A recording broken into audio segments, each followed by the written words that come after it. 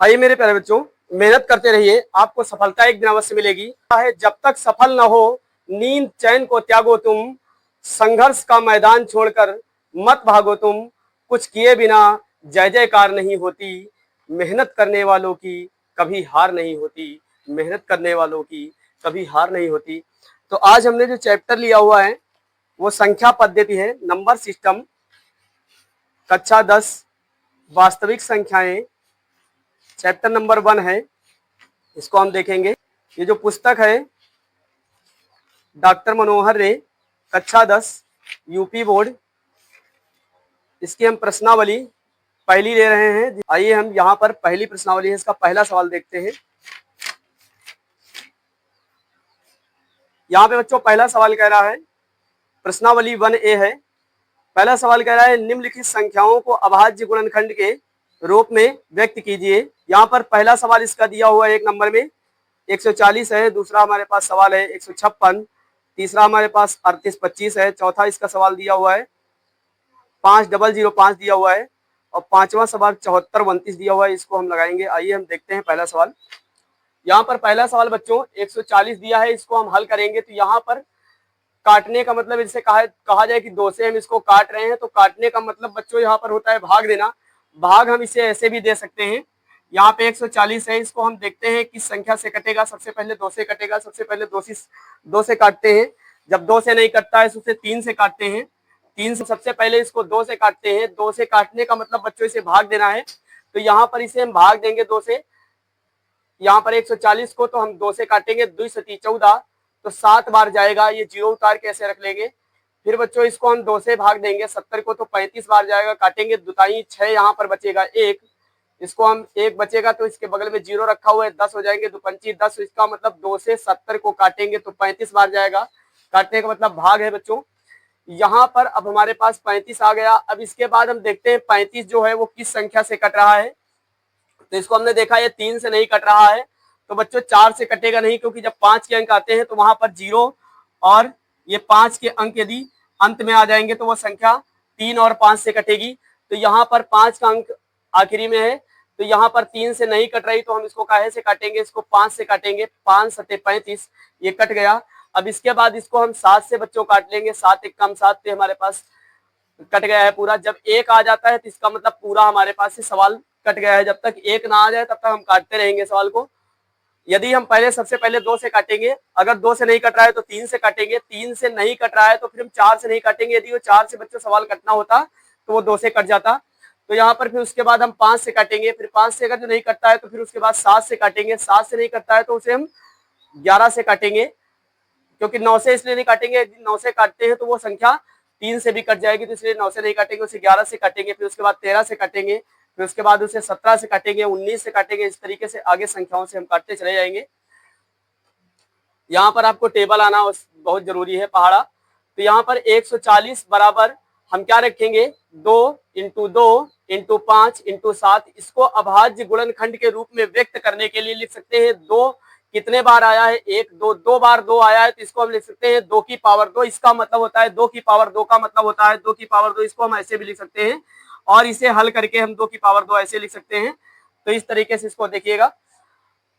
अब यहाँ पर अभाज्य गुणनखंड की बात करें, 2 की पावर 2 इंटू यहाँ पर 5 एक बार है तो 5 की पावर 1 भी लिख सकते हैं, या 5 ही लिख सकते हैं, इंटू यहाँ पर 7 की पावर 1 है तो 7 की पावर 1 लिख सकते हैं, 7 भी लिख सकते हैं। इस तरीके से दूसरा सवाल हमारे पास था 156, तो इसको देखेंगे, इसको हम काटेंगे। 156 इसको 2 से काटते हैं, 2 सती 14, यहाँ पे 15 थे, 2 सती 14 हमने 2 से भाग दिया तो 7 बार गया, 14 यहाँ से घटा दिए तो हमारे पास बचा 1, और 1 के बगल में 6 रखा हुआ है, इसका मतलब 16 हो गए, तो 2 अठी 16 एक कट जाएगा बच्चों। फिर 2 से हम इसको काट लेंगे, दुताई 6, और फिर उसके बाद यहाँ पर 1 बचा, हो गए 18, तो दुनई 18। अब यहाँ 3 से इसको काट लेंगे, 3 एक कम 3, 3 त्रिक्का 9, अब उसके बाद 13 आ गया। 13 जो है एक अभाज्य संख्या है, वो 13 से ही कटेगी, तो यहाँ पर 13 एक कम 13 एक बार गया, इसको हमने काट लिया। अब यहाँ पर 156 के जो अभाज्य गुणनखंड आए हैं वो आए हैं 2 इंटू 2 इंटू 3 इंटू 13। तो इसके अभाज्य गुणनखंड के रूप में इसे हम लिखेंगे, यहाँ पर अभाज्य गुणनखंड के रूप में इसे लिखेंगे 2 की पावर 2 इंटू 3 इंटू 13, इस तरीके से लिख लेंगे। 3 नंबर सवाल है 3825, तो इसको हम हमने बताया था यदि आपका इकाई का अंक 5 आता है तो इसका मतलब वो संख्या 3, 5, 7 इनमें से किसी से कट सकती है। तो आइए हम इसको देखते हैं। ये सबसे पहले हम 3 से देखते हैं। 3 एक कम 3, तो यहाँ पर बचा हमारे पास, यहाँ पे 3 एक कम 3, ये 3 कट गया। ये 8 है तो इसको 3 से भाग देंगे, 3 दूनी 6, 2 बार जाएगा, यहाँ पर 2 बचेगा, हो जाएंगे 22। तो यहाँ पर 3 सते 21, अब फिर यहाँ पे 1 बचेगा, हो जाएंगे 15, 3 पची 15, इस तरीके से काट लेंगे।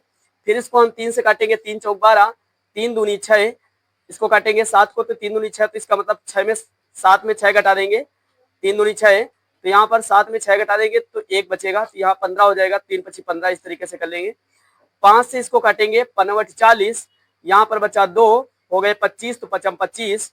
फिर हम इसको काट लेंगे बच्चों 5 से, 5 एकम 5, तो 5 एकम 5, जब 8 में हम 5 घटा देंगे, क्योंकि 5 से भाग देंगे तो 5 एकम 5, तो 5 घटाएंगे तो यहाँ पर बचेगा 3, तो 35 हो जाएगा। तो 5 सते 35 बच्चों, तो यहाँ पर 7 बार जाएगा। अब ये 17 आ गया, तो इसको हम काट लेंगे 17 से, 17 एकम 17। अभाज्य गुणनखंड जो 38 25 के आ गए, वो आ गए 3 इंटू 3 इंटू 5 इंटू 5 इंटू 17। इसको हम लिख सकते हैं 3 कितने बार है, 2 बार, तो अभाज्य गुणनखंड बराबर लिख सकते हैं 3 की पावर 2। 5 कितने बार है, 2 है, तो 5 की पावर 2 इंटू 17। इस तरीके से हम इसे प्रदर्शित कर सकते हैं, लिख सकते हैं।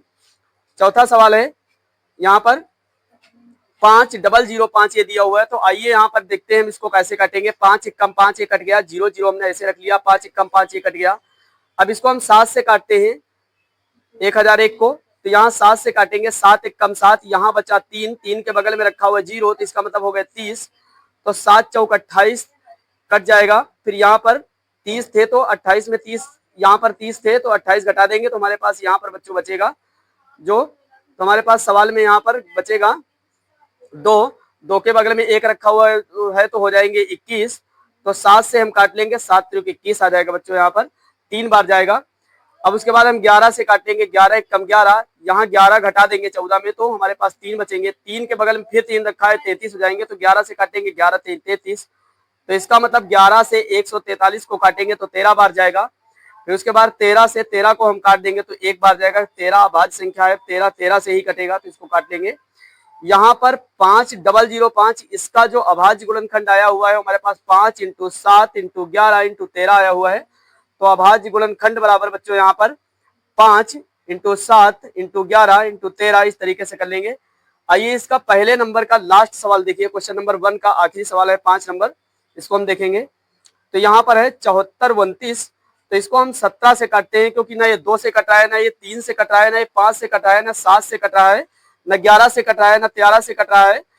तो इस तरीके से हम काटते चले जाएंगे संख्याओं से, जब नहीं कटेगा तो उसके आगे बढ़ते चले जाएंगे। तो इसलिए 17 से हमने काट के देखा तो ये 17 से कट रहा है, तो आइए देखिए यहाँ पर काटेंगे 17 चौको 68, फिर उसके बाद 68 यहाँ पर घटा देंगे, तो जब 68 घटाएंगे 17 चौको 68, 17 से जब इस संख्या को हम भाग देंगे, तो आप भाग देकर देख लीजिएगा, यहाँ पर 17 से 74 29 को भाग देंगे तो हमारे पास 437 आ जाएगा, क्योंकि ये संख्या सबसे पहले 17 से ही कटेगी। हमने बताया था पहले 2 से काट के देखो, 3 से देखो, फिर उसके बाद 5 से देखो, फिर 7 से देखो, फिर उसके बाद 11 से देखो, 13 से देखो।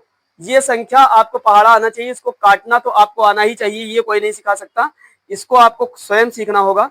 काटना भाग देना ये नहीं आता तो आप नहीं कर सकते, ये तो क्योंकि गुणा भाग नहीं आता तो उसको कौन सिखा सकता है, कोई भी नहीं सिखा सकता, कितना भी अच्छा मास्टर आ जाए नहीं सिखा सकता है उसे, क्योंकि जब पहाड़ा ही नहीं आता। हमने आपको बताया कि जैसे कि 2 से हम सबसे पहले काटेंगे, अगर 2 से नहीं कट रही है तो उसे 3 से काटेंगे, ट्राई करेंगे।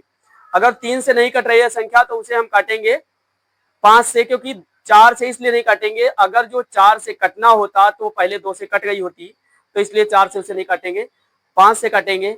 अब 5 से नहीं कट रही तो जबरदस्ती बहुत सारे लोग 6 से काटने लगेंगे, बच्चों 6 से नहीं काटी जाएगी, क्योंकि जो संख्या 6 से कटेगी तो वो 2 और 3 से कट जाएगी, इसलिए 6 से नहीं काटेंगे। तो यहाँ पर अब हमारी संख्या जो है 7 है तो उससे काटेंगे। फिर उसके बाद 8 से मत काटने लगना, 8 से जो संख्या कटेगी वो 2 से भी कटेगी, 4 से भी कटेगी, 8 से भी कटेगी। तो इस तरीके से हमारी 9 से भी मत काटने लगना, क्योंकि जो संख्या 9 से कटेगी वो 3 और 9 से दोनों से कट जाएगी। तो हम किससे काटेंगे, 10 से भी मत काटना, क्योंकि 10 से कट रही है तो 2 से कट जाएगी। अब 11 से काटेंगे, जो अभाज्य संख्याएं हैं उनसे हम काट कर देखेंगे। तो यहाँ पर 11 से काटेंगे, फिर 13 से काटेंगे, फिर उसके बाद हम 17 से काटेंगे, 19 से काटेंगे, 23 से काटेंगे, इस तरीके से हम संख्याओं को काटेंगे। तो यहाँ पर हमने सबसे पहले इसको काटा, 17 से काटा 74 29 को, तो 437 बार गया। आपको ना आता हो तो आप ऐसे भाग देकर देख लेना। इस है, इसको हम 17 से भाग देंगे, 17 17 17 दूना 34, 17 51, 17 चौको 68। तो यहाँ पर 74 है, तो 74 से आगे भाग देकर नहीं जाना है, तो 68। यहाँ पर हम इससे भाग, यहाँ पर इससे हम हासिल ले लेंगे, तो यहाँ 14 हो जाएगा। 14 में हम 8 घटा देंगे, तो यहाँ पर 6 बचेगा, यहाँ 2 है तो 62 बचेंगे। यहाँ पर काटेंगे 17 ते 51 आ जाएगा। हम इस सवाल को लगा रहे हैं, 17 ते 51 आ जाएगा। अब यहाँ पर हम घटाएंगे, यहाँ से बचेगा 1 और यहाँ भी बचेगा 1, बगल में यहाँ है 9।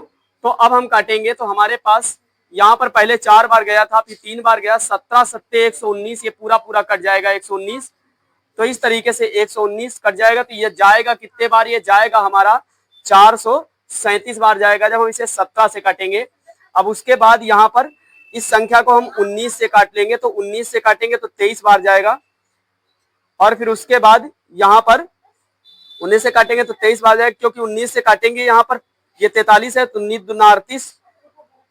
तो यहाँ पर हमारे पास बचेगा 5, 2 उधर से बचेगा, 5 ये है तो 5 बचेंगे, 38 घटा देंगे 43 में तो 5 बचेंगे, 57 हो जाएंगे। तो यहाँ पर 19 या 57 ये कट जाएगा। अब हमारी संख्या ये 23 से कटेगी, 23 जो है, तो 23 एक कम 23 इसको काट लेंगे। अब 74 29 के अभाज्य गुणनखंड 17 इंटू 19 इंटू 23 आ गया, तो इसको हम लिखेंगे अभाज्य गुणनखंड बराबर 17 इंटू 19 इंटू 23। अब हम देखते हैं सवाल नंबर 2 पुस्तक का। पूर्णांक के निम्नलिखित युग्मों के एचसीएफ और एलसीएम ज्ञात कीजिए तथा इसकी जांच कीजिए कि दो संख्याओं का गुणनफल बराबर एचसीएफ इंटू एलसीएम है। इसको हम देखेंगे। तो यहाँ पर पहला सवाल है 26 और 91। तो यहाँ पर 26 91 को हम डायरेक्ट एक में लिखकर लासा निकाल लेंगे एलसीएम। तो यहाँ पर 2 से काटेंगे तो 13 बार जाएगा, ये नहीं कटेगा तो इसको हम नहीं काटेंगे 91 को। फिर उसके बाद हम इसको देखते हैं 91 किससे कट जाएगा। 2 के बाद संख्या क्या आती है, 5 आती है। 2 के बाद 3 आती है, तो 3 से देखा नहीं कट रहा था, फिर हमने 5 से देखा तो नहीं कट रहा था, फिर हमने 7 से काटा तो 7 से 91 कट गया, 13 आ गया। अब उसके बाद हम 13 दोनों में आ गया, तो इसका मतलब अब 13 एक अभाज्य संख्या है, वो किससे से कटेगी, 13 से कटेगी बच्चों। तो यहाँ 13 एक कम 13 है, 13 आ गया, यहाँ पे 1 1 आ गया, 13 से कट जाएगी। तो यहाँ पर 26 और 91 का एचसीएफ जो है, तो हमारे पास 13 या एचसीएफ उस संख्या को कहते हैं जो दी गई संख्याओं को काट देता है। सवाल में दी गई जो संख्याएं हैं उनको अगर जो काट रहा है तो एचसीएफ कहलाएगा। यहाँ पर सवाल में दी गई संख्याएं क्या है, 26 और 91, और एचसीएफ वो संख्या है जो सबको काट दे। तो यहाँ पर हमने देखा 2 जो था केवल 26 को काटा था, इसलिए एचसीएफ नहीं है। 7 ने केवल 91 को काटा था, इसलिए एचसीएफ नहीं है। 13 ने किसको, इन दोनों संख्याओं को, 13 को इनको दोनों को काटा था, इसलिए एचसीएफ 13 है। और जब कोई भी संख्या किसी को नहीं काटेगी, अभाज्य संख्याएं होंगी, तो उसका एचसीएफ 1 होगा बच्चों। जब किसी भी संख्या का एचसीएफ नहीं निकल रहा होता है तो उसका एचसीएफ 1 होगा। और एचसीएफ वह बड़ी से बड़ी संख्या है जो सवाल में दी गई सभी संख्याओं को काटती है, वो एचसीएफ कहलाती है। और एलसीएम वह छोटी से छोटी संख्या है, क्योंकि उसको खुद स्वयं जो सवाल में दी गई संख्याएं हैं वो काटने आती हैं। जैसे कि एलसीएम 182 है, तो यहाँ पर 182 इसलिए छोटा है, संख्या देखने में आपकी बड़ी है, लेकिन छोटा इसलिए है क्योंकि ये जो संख्या है 26, ये एलसीएम को काटने आएगी, और ये 91 जो है ये एलसीएम को काटने आएगी, इसलिए एलसीएम छोटा है। एचसीएफ इसलिए बड़ा है क्योंकि एचसीएफ जो है 13 दूना 26 और 13 सत्ते 91, ये दोनों संख्याओं को स्वयं काटने जा रहा है। हमने बताया जो संख्या सबको काटे वही एचसीएफ है। तो यहाँ पर 2 ने केवल 26 को काटा है, इसलिए एचसीएफ नहीं है। 7 ने केवल 91 को काटा है, इसलिए एचसीएफ नहीं है। 13 जो है संख्या, उसने इन दोनों संख्याओं को काटा है, इसलिए इसका एचसीएफ 13 है। और एलसीएम बात करें तो सब संख्याओं का गुणा करा लीजिए, आपका एलसीएम निकल आता है। ये इसके रूल होते हैं। अगला सवाल यहाँ पर 510 और 92 है। तो 510 92 को काटेंगे, यहाँ 2 से काटेंगे, 2 दूना 4, 2 पंची 10, 2 पंची 10, 2 दूना 4, यहाँ बचा 1, 2 छाक 12, 1 कट जाएगा। फिर उसके बाद हम 2 से काटेंगे, यहाँ तो 2 से ये 255 जो है 2 से नहीं कटेगा, 46 कटेगा तो 23 बार जाएगा। फिर उसके बाद 3 से हम काट लेंगे, 3 बट 24, 3 पची 15। अब ये 23 नहीं कटेगा तो जबरदस्ती नहीं काटेंगे, उसको ऐसे ही लिख लेंगे, क्योंकि जो संख्या कटेगी उसी को काटेंगे, जो नहीं कटती उसे नहीं काटेंगे, उसे टच नहीं करेंगे। यहाँ पर 5 से काटते हैं। अब हम 5 से इसे काटेंगे, तो 5 से काटेंगे बच्चों। यहाँ पर तो हमारे पास 5 एक कम 5, यहाँ बचा हमारे पास 3, क्योंकि 5 एक कम 5 हमने भाग दिया 5 से 8 को, तो इसका मतलब एक बार गया, हमारे पास 3 शेष बचा। 3 के बगल में 5 रखा हुआ है, 35 हो गए, तो 5 सते 35 काट दिया। अभी भी 23 जो है 5 से नहीं कटने वाला है, तो उसे नहीं काटेंगे। फिर हम देखते हैं कि छोटी संख्या कौन है। हम 23 से भी काट सकते हैं पहले, 17 को बाद में काट सकते हैं, लेकिन क्या है कि बच्चों हम एक सीरीज में काटेंगे संख्याएं, तो समझ में आएगा। तो इसका मतलब 17, तो 17 को काटेंगे, 17 एक कम 17, ये कट गया। अब 23 नहीं कटेगा, ऐसे उतार लेंगे। फिर 23 एक कम 23, एक एक आ गया जब, तो हमारा पूरा सवाल कट चुका है। यहाँ पर 510 और 92 का एचसीएफ जो निकला, 2 निकला। अब बात करें एचसीएफ को, फिर आप एक बार यहाँ समझिए। हमने बताया था एचसीएफ वह संख्या होगी जो सभी संख्याओं को काटेगी। तो आइए हम देखते हैं क्या 2 ने सबको काटा था। हाँ, यहाँ पर देखिए 2 ने 510 और 92 को काटा था, इसलिए 2 एचसीएफ है। तो 2 में अभी गोला लगा दीजिए कि 2 एचसीएफ है। अब यहाँ पर अगला 2 देखते हैं, क्या इसने 2 ने काटा था सबको? 2 ने नहीं काटा था, इसलिए एचसीएफ नहीं है। 3 जो था इसने भी सबको नहीं काटा था, इसलिए एचसीएफ नहीं है। 5 के पास जाते हैं, 5 ने केवल 85 को काटा, 23 को नहीं काटा, इसलिए एचसीएफ नहीं है। 17 ने केवल 17 को काटा है, 23 को नहीं काटा, इसलिए एचसीएफ नहीं है। 23 ने केवल 23 को काटा है, इसलिए एचसीएफ नहीं है। हमने बताया था एचसीएफ जो सबको काटता है, 2 ने सबको काटा था, इसलिए 2 इनका एचसीएफ है। एलसीएम की बात करें तो इन सबका गुणा करा लीजिए, आपका जो होगा एलसीएम आ जाएगा। यहाँ पर एलसीएम जो आएगा 23,460 ही आएगा इसका। अगला सवाल है 336 और 54, इसका हम निकालेंगे। तो यहाँ पर देखते हैं,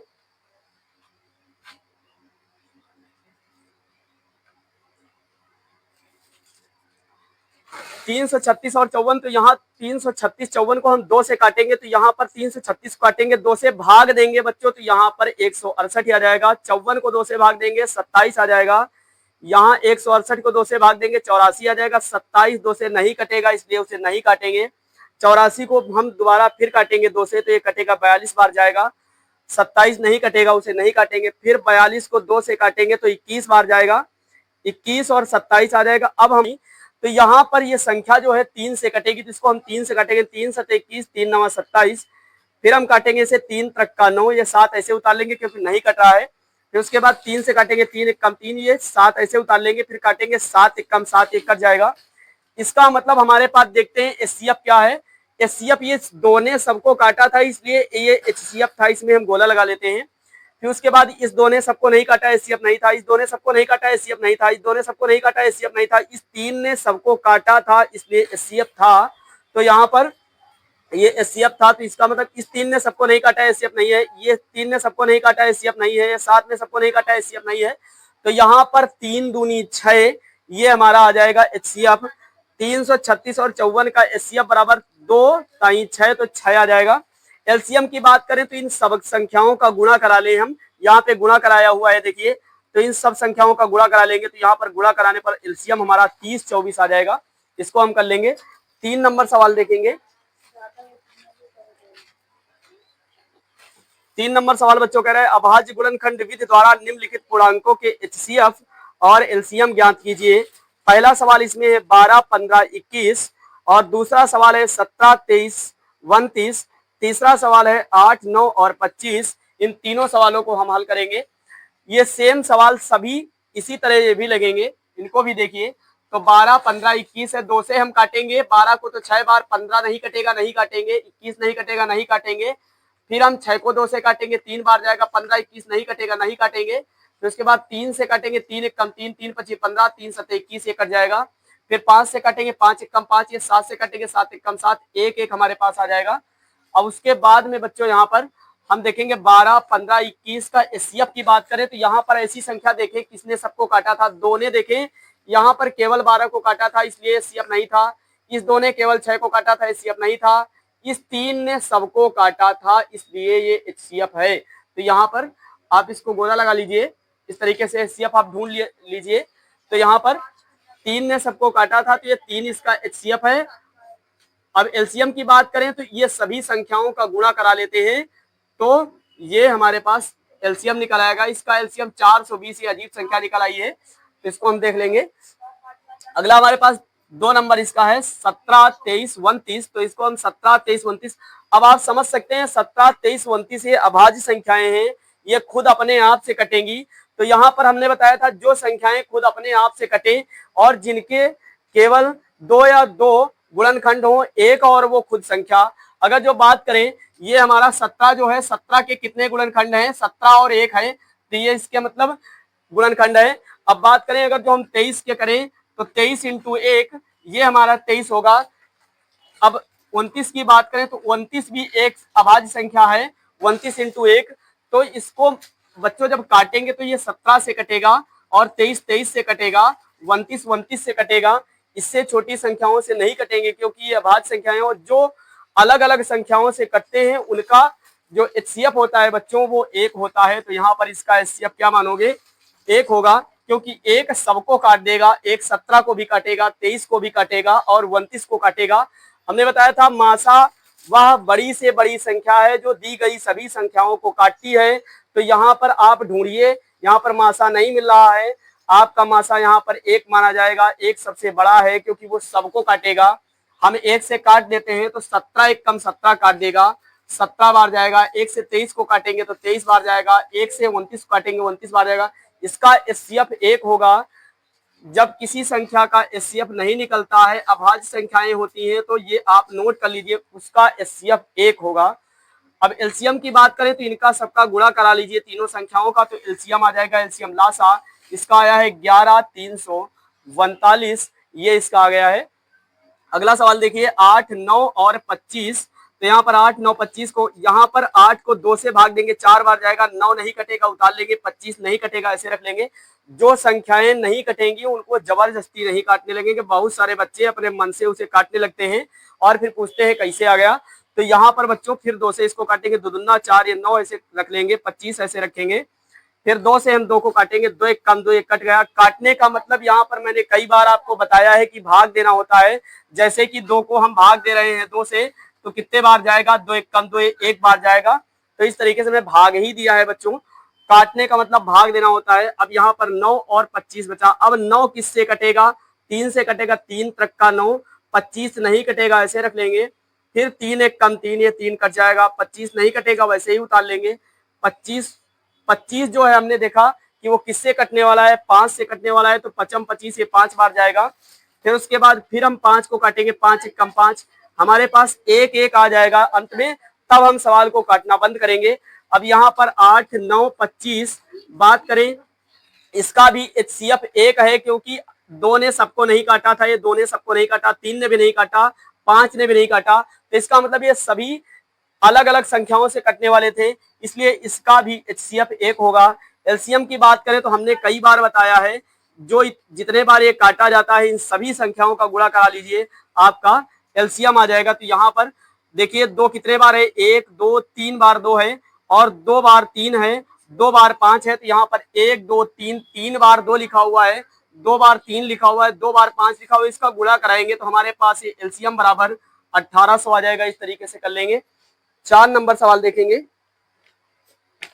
यहाँ पर 4 नंबर सवाल बच्चों कह रहा है यदि एचसीएफ 306 और 657 बराबर 9 दिया है, एलसीएम 306 और 657 ज्ञात कीजिए। तो यहाँ पर इसको हम लिखेंगे, हम मान लेंगे पहली संख्या 300 है और दूसरी संख्या 657 है। पहली संख्या 306 है, दूसरी संख्या हमारे पास 657 है। तो एचसीएफ उसमें दिया है 9, तो हम एचसीएफ बराबर 9 रखेंगे। अब इसका सूत्र बच्चों होता है एलसीएम बराबर पहली संख्या इंटू दूसरी संख्या बटे एचसीएफ। तो इसको हम ऐसे भी पढ़ेंगे, एलसीएम बराबर फर्स्ट संख्या इंटू सेकेंड संख्या अपन एचसीएफ। तो इसको हम रखेंगे एलसीएम बराबर, एलसीएम रखा हमने, यहाँ पर पहली संख्या 306 थी, 306 रखा, दूसरी संख्या हमारे पास 657 थी, 657 रखा, एचसीएफ हमारा 9 था, 9 रखा। अब 9 से हम काट लेंगे बच्चों 657 को, तो 73 बार जाएगा, 73 और 306 का गुणा कराएंगे तो हमारे पास 22 338 आ जाएगा एलसीएम। इसका इस तरीके से कर लीजिए। अगला 5 नंबर सवाल कह रहा है यदि एचसीएफ 225 कॉमा 60 ब्रैकेट में है लिखा हुआ है बच्चों बराबर 225 इंटू 5 माइनस 10x, तो x का मान ज्ञात कीजिए। यहाँ पर बच्चों x के मान की बात हो रही है, x का मान ज्ञात करना है। तो यहाँ पर 225 60 तो 2 से काटेंगे यहाँ पर, क्योंकि 2 से 1 कटेगा नहीं 225, इसको ऐसे उतार लेंगे। 60 जो है तो 2 से काटेंगे तो 30 बार जाएगा, फिर हम 2 से काटेंगे 30 को तो 15 बार जाएगा, इसको नहीं कट रहा है 225 तो इसको ऐसे उतार लेंगे। अब इसको हम 3 से काटेंगे, 3 सते 21, यहाँ बचा 1, हो गए 15, तो 3 पची 15 और यहाँ काटेंगे 3 पची 15, यहाँ फिर 3 से काटेंगे 3 दूनी 6 और यहाँ पर 3 पची 15, ये 5 ऐसे उतार लेंगे। 5 से काटेंगे 5 25, 5 एकम 5, फिर काटेंगे 5 एकम 5, ये काट लेंगे 1 1 आ जाएगा। 225 कॉमा 60 बराबर इसका जो एलसीएम की बात करें तो एलसीएम हमारा जो निकलेगा 2 into 2 into 3 into 3 into 5 into 5, तो इसको हम लिख सकते हैं अभाज्य गुणनखंड के रूप में 2 की पावर 2, क्योंकि 2 को 2 बार कटा है 2 से, और फिर 3 की पावर 2 इंटू 5 की पावर 2। तो यहाँ पर इसको हम हल करेंगे। यहाँ पर 225 कॉमा 60 का एचसीएफ बराबर 3 इंटू 15 बराबर 15 आ जाएगा बच्चों। यहाँ पर एचसीएफ बराबर 225 इंटू 60, तो यहाँ पर 225 इंटू 60 माइनस ये 10 जो है माइनस 10x रखेंगे। 225 ये जो है कॉमन है बच्चों, तो यहाँ पर हमारे पास एचसीएफ इनका जो 225 और 60 का जो एचसीएफ आया हुआ है वो 15 आया है। इनका 225 और 60 का जो एचसीएफ है बच्चों यहाँ पर आया हुआ है 15। यहाँ पर 225 और 60 का एचसीएफ कितना आया हुआ है 15 आया हुआ है, यहाँ पे 15 रखेंगे हम, और यहाँ पर 225 इंटू 5 को इधर बराबर में ले आएंगे और ये माइनस 10 है तो इसको माइनस 10 लिख लेंगे। यहाँ पर हम इसको लिखेंगे 10x को इधर लाएंगे तो बराबर में हमारे पास ये संख्या आ जाएगी। गुणा कराने पर इसका जब गुणा कराएंगे हम 225 का 5 से तो हमारे पास 1125 आ जाएगा। 1125 इधर बराबर में आ जाएगा, तो ये 15 इधर प्लस का है उधर जाएगा तो बच्चों माइनस का हो जाएगा। यहाँ एक बार फिर देखेंगे, ये हम 225 और 60 का जो एलसीएम निकाला हुआ है वो हमारे पास 15 आया हुआ है, और उसके बाद इसका जब हम गुणा कराएंगे यहाँ पर 225 और 5 का, तो यहाँ पर जब गुणा कराएंगे तो हमारे पास आ जाएगा, यहाँ पर गुणा कराने पर 1125 आ जाएगा। ये 10 माइनस का था, इधर हम लाए थे, प्लस का हो गया इधर लाने पर, और ये संख्या बराबर में गुणा कराने पर 1125 आ गई। ये इधर प्लस की है उधर जाने पर ये माइनस का 15 हो जाएगा। यहाँ पर हमारे पास बच्चों ये 10x लाएंगे और यहाँ ये संख्या जो है घटाएंगे, 1125 में 15 घटा देंगे, यहाँ पर 11 10 बचेगा। अब इसको हम काट लेंगे, बराबर में रखिए संख्या तो काट सकते हैं, 0 से 0 काट लेंगे तो यहाँ पर x बराबर हमारे पास आ जाएगा 111। यदि आपको ऐसे नहीं समझ में आ रहा है तो x को इधर लाएंगे, x लिखेंगे, और x के साथ वाली संख्या हमने बच्चों बताया बटे में चली जाती है तो बटे में चली जाएगी, ऊपर बचेगा 11 और 10, तो हम 0 से 0 काट लेंगे तो यहाँ पर x बराबर 111 आ जाएगा। देखिए बच्चों 6 नंबर सवाल कर रहे हैं एचसीएफ 120 225 ब्रैकेट के अंदर लिखा हुआ है 120 225 बराबर 15 हो तो एलसीएम 120 225 ज्ञात कीजिए। ये ब्रैकेट में दिया हुआ है, यहाँ पर 120 और 225, तो यहाँ पर 120 को हम 2 से काटेंगे, 2 से काटने का मतलब 2 से जब भाग देंगे तो 60 बार जाएगा, और 225 नहीं कटेगा उसको ऐसे ही रख देंगे। फिर 2 से 60 को काटेंगे 30 बार जाएगा, 225 को वैसे ही उतारते चले जाएंगे। जो संख्याएं नहीं कट रही हैं उसे हम वैसे ही उतार देंगे। यहाँ पर फिर 2 से हम काटेंगे 30 को तो 15 बार जाएगा, 225 को वैसे ही उतार देंगे। 3 से काटेंगे तो हमारे पास ये 3 से 15 को काटेंगे तो हम 5 बार जाएगा। अब 225 को हम 3 से काटेंगे तो 75 बार जाएगा, फिर 3 से हम भाग देंगे 75 को तो 25 बार जाएगा। अब इसको हम 5 से भाग देंगे तो 5 1 कम 5 1 कट जाएगा, 5 25 ये 5 बार जाएगा, फिर 5 से काटेंगे तो 1 1 आ जाएगा। जब 1 1 आ जाएगा तो इसका मतलब पूरा सवाल कट गया है। अब इसमें हम देखेंगे एचसीएफ, तो हमने बताया था एचसीएफ वह संख्या होती है जो सभी संख्याओं को काटती है। तो यहाँ पर बात करें तो यहाँ पर एचसीएफ बराबर 3 इंटू 5, क्योंकि यहाँ पर 3 जो ऐसी संख्या है जिसने सबको काटा है, इसने देखिए यहाँ पर 3 ने 15 को भी काटा, 225 को काटा, इसलिए ये इसका क्या थी, HCF थी। अब 5 ने इस 5 को काटा है और 25 को काटा है, इसलिए ये 5 HCF थी। तो 3 और 5 ये HCF थी, तो 5 × 15 इसका HCF आ जाएगा। अब यहाँ पर पहली संख्या की बात करें 120 थी, दूसरी संख्या हमारे पास 225 थी। HCF जो निकाला हुआ है वो 15 निकाला है हमने। अब यहाँ पर हमने फार्मूला लगाया था, ये सवाल नंबर 4 में लगा हुआ था, वही फार्मूला यहाँ पर है। तो यहाँ देखिए LCM बराबर पहली संख्या इंटू दूसरी संख्या अपान HCF। तो यहाँ पर LCM बराबर 120, ये पहली संख्या है, दूसरी संख्या 225 है, बटे में HCF 15 है। पहले हम इसको 15 को काट लेंगे बच्चों, 15 को हम 3 से काटेंगे, 3 × 25 15, और 120 को काटेंगे 3 से, तो ये 40 बार जाएगा। फिर उसके बाद 5 से हम काट लेंगे 225 को, तो ये 45 बार जाएगा। 40 और 45 का हम गुणा करा लेंगे, तो LCM बराबर 40 × 45, जब गुणा कराएंगे तो इसका 1800 आ जाएगा। इस तरीके से कर लेंगे। 7 नंबर सवाल देखेंगे। 7 नंबर सवाल कह रहा है बच्चों, नीचे दी गई आकृति में x तथा y के मान ज्ञात कीजिए। तो ये आकृति दी हुई है, उसमें x और y के मान ज्ञात करना है। तो यहाँ पर y से जुड़ा है 4 और x से जुड़ा है 3 और 7। तो यहाँ पर हम देखेंगे x से कौन कौन जुड़ा, तो यहाँ पर लिखेंगे x बराबर ये 3 × 7, तो इसका मतलब 7 × 21, तो x बराबर 21 आ जाएगा। y की बात करें तो y से देखते हैं कौन कौन जुड़ा है। y से जुड़ा हुआ है 4 और x, तो यहाँ पर लिखेंगे y बराबर 4 × x। तो x का मान 21 निकला है, तो यहाँ पर लिखेंगे y बराबर 4, x की जगह पर कौन है 21, तो इसका मतलब 21 रखेंगे, तो 21 × 4 = 84, तो y बराबर 84 आ जाएगा। इसका मतलब इसका आंसर आ जाएगा x बराबर 21 और y बराबर 84। इस तरीके से इस आंसर को कर लेंगे। 8 नंबर सवाल देखेंगे। 18 और 117 के HCF को 18m - 117 के रूप में दर्शाया गया है। m का मान ज्ञात कीजिए, साथ ही 18 और 117 का LCM ज्ञात कीजिए। यहाँ पर m का मान भी ज्ञात करना है बच्चों, और LCM भी ज्ञात करना है। तो आइए इसको देखते हैं। हम 18 और 117 लिख लेते हैं, क्योंकि वहां पर 18m दिया हुआ है। यहाँ पर हम 18 लिख लेते हैं और 117 लिख लेते हैं। इसको हम 2 से काटेंगे, 2 नहीं 18, ये नहीं कटेगा, 117 इसे उतार लेंगे। 3 से इसको हम काटेंगे, 3 × 9, फिर उसके बाद इसको हम काट लेंगे बच्चों, 3 × 9। यहाँ पर हमारे पास बचेगा 2 और हमारे पास हो जाएंगे 27, तो 3 × 9 = 27, ये कट जाएगा। 3 से हम 117 को काटेंगे, 39 बार जाएगा। अब उसके बाद 3 से काटेंगे, 3 × 1 = 3, इसे हम काटेंगे 3 × 1 = 3, 3 × 9, ये कट जाएगा, क्योंकि 3 से 39 को काटेंगे तो 13 बार जाएगा। अब यहाँ पर 13 से हम काट लेंगे, 13 × 1 = 13, ये कट जाएगा।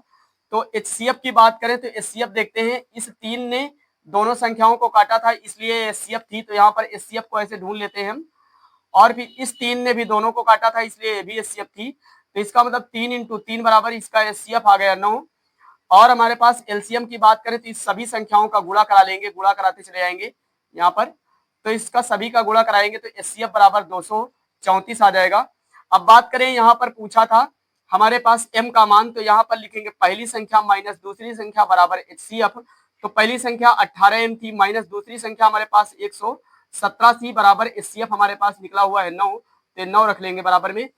18m माइनस ये 18m लिखेंगे और ये 9 जो है इधर लाएंगे बराबर में। अब 117 माइनस का है तो उधर जाने पर प्लस का हो जाएगा। तो यहाँ पर 9 में 117 जोड़ेंगे तो बच्चों हमारे पास आ जाएगा m बराबर 126। तो m को इधर लाएंगे तो हमारे पास m के साथ वाली संख्या बटे में नीचे चली जाएगी।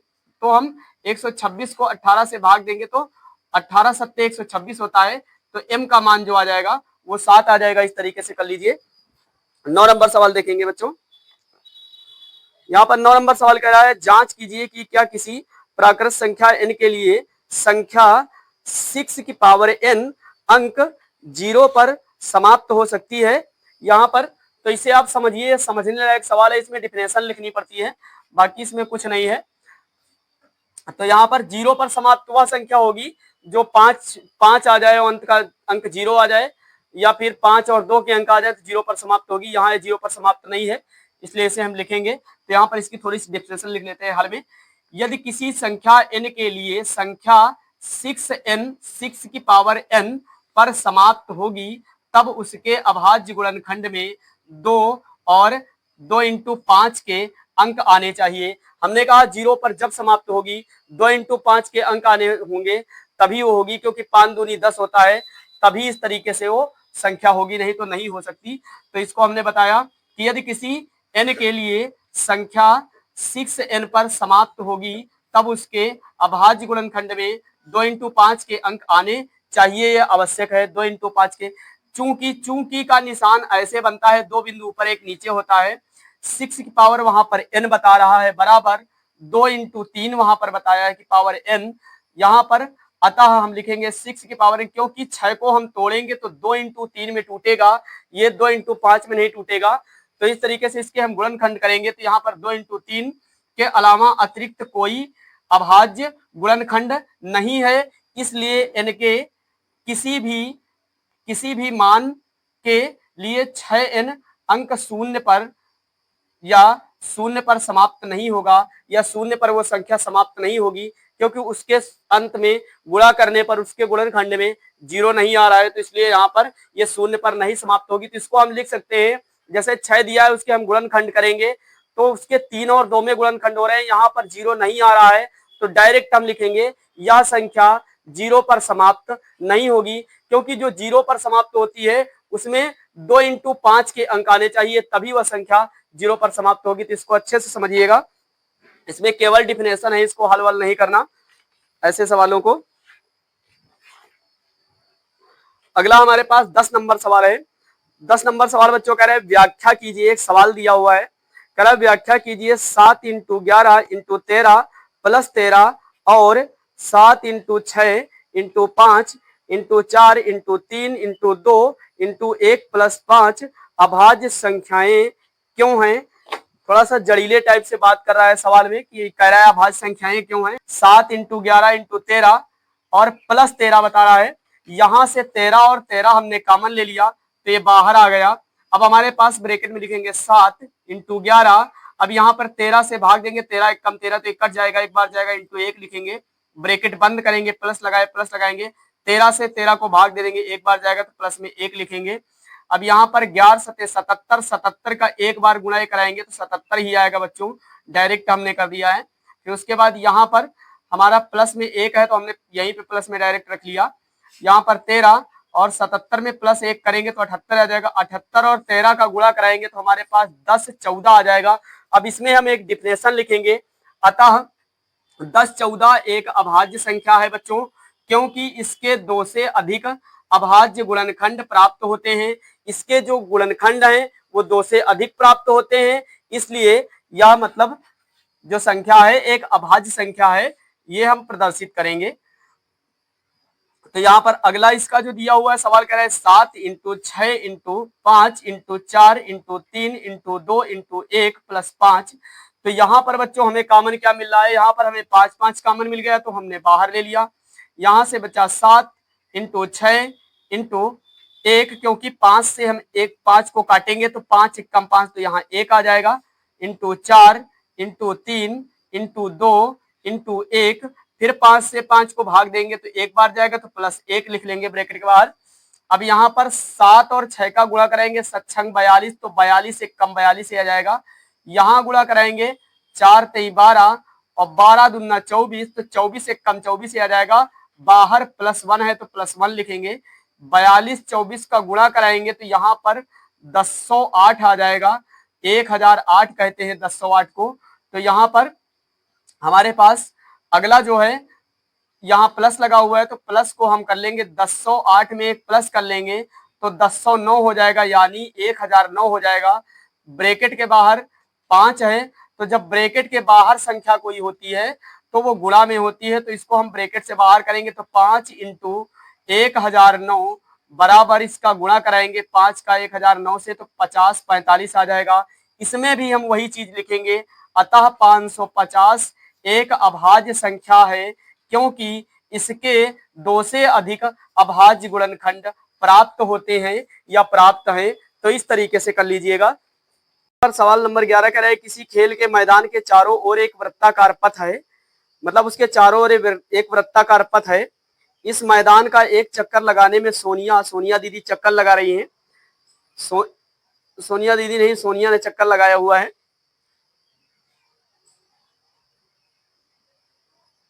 11 नंबर सवाल है, किसी खेल के मैदान में चारों ओर एक वृत्ताकार पथ है। इस मैदान का एक चक्कर लगाने में सोनिया को 18 मिनट लगते हैं, जब किसी मैदान का एक चक्कर लगाने में रवि को 12 मिनट लगते हैं। मान लीजिए कि वे दोनों एक ही स्थान और एक ही समय पर चलना प्रारंभ करके एक ही दिशा में चलते हैं। कितने समय बाद वे दोनों पुनः प्रारंभिक स्थान पर मिलेंगे? तो यहाँ पर देखेंगे, सोनिया को लगा समय बराबर 18 मिनट, रवि को लगा समय बराबर 12 मिनट। प्रारंभिक बिंदु पर 18 और 12 के उनको न्यूनतम गुणनखंड की बात करें तो 18 और 12 के न्यूनतम हम गुणनखंड निकाल लेते हैं, तो इनको हम एक साथ भी निकाल लेते हैं, लेकिन एक साथ केवल एचसीएफ और एलसीएम निकालने में काम आएंगे। तो यहाँ पर हमने इनको एक साथ भी निकाला हुआ है 18 और 12 को, तो हमने 2 से काटा, 2 नहीं 18, 2 छक 12, फिर 2 से काटा, 2 ताई 6, फिर 9 ऐसे उतार लिया, फिर हमने उसको काटा 3 त्रिक्का 9, 3 एक कम 3, फिर काटा 3 एक कम 3, इसका गुणा कराएंगे 2 दूना 4, 4 3 12 और 12 3 36। तो इसका आंसर आ जाएगा सोनिया और रवि 36 मिनट बाद मतलब मिल जाएंगे, या 36 मिनट बाद वो मिलेंगे। आइए हम इसको अलग अलग काट के देख, यहाँ पे हल किया हुआ है। तो हम 18 को अलग काट लेंगे, 2 से 2 नहीं 18, और फिर काटेंगे 3 त्रिक्का 9, 3 एक कम 3 एक कट जाएगा। 12 को काटेंगे 2 छक 12, 2 ताई 6, 3 एक कम 3। यहाँ पर हमने 18 के जो गुणनखंड किया हुआ है बच्चों, तो ये 18 जो टूटा हुआ है तो 2 इंटू 3 में टूटा। 12 को हमने गुणनखंड किया तो 2 इंटू 3 में टूटा। अब यहाँ पर हम बात करें तो ये 3 का जोड़ा बनना है और ये 2 का जोड़ा बनना है बच्चों। तो एलसीएम निकालने के लिए जो जोड़ा में कॉमन देखते हैं, यहाँ पर हमारे पास यहाँ 3 का जोड़ा बच रहा है, तो यहाँ पर हमारे पास 2 बचा, 2 लिख लेंगे इंटू में, ये 2 है हमारे पास, और एक 2 जोड़ा वाले से निकाल लेंगे।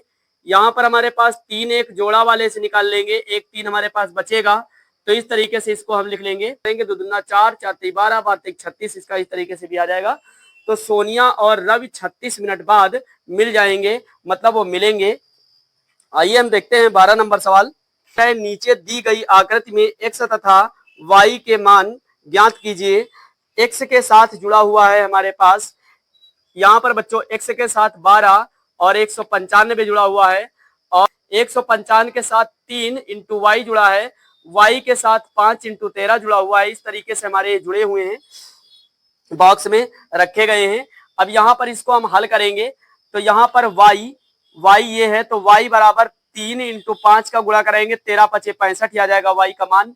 अब x की बात करें तो x बराबर यहाँ पर लिखेंगे, x के साथ हमारा जो है, तो यहाँ पर x बराबर 195 इंटू ये 3, इसका हम कराएंगे 195 इंटू 3, तो यहाँ पर आ जाएगा x बराबर आ जाएगा 585।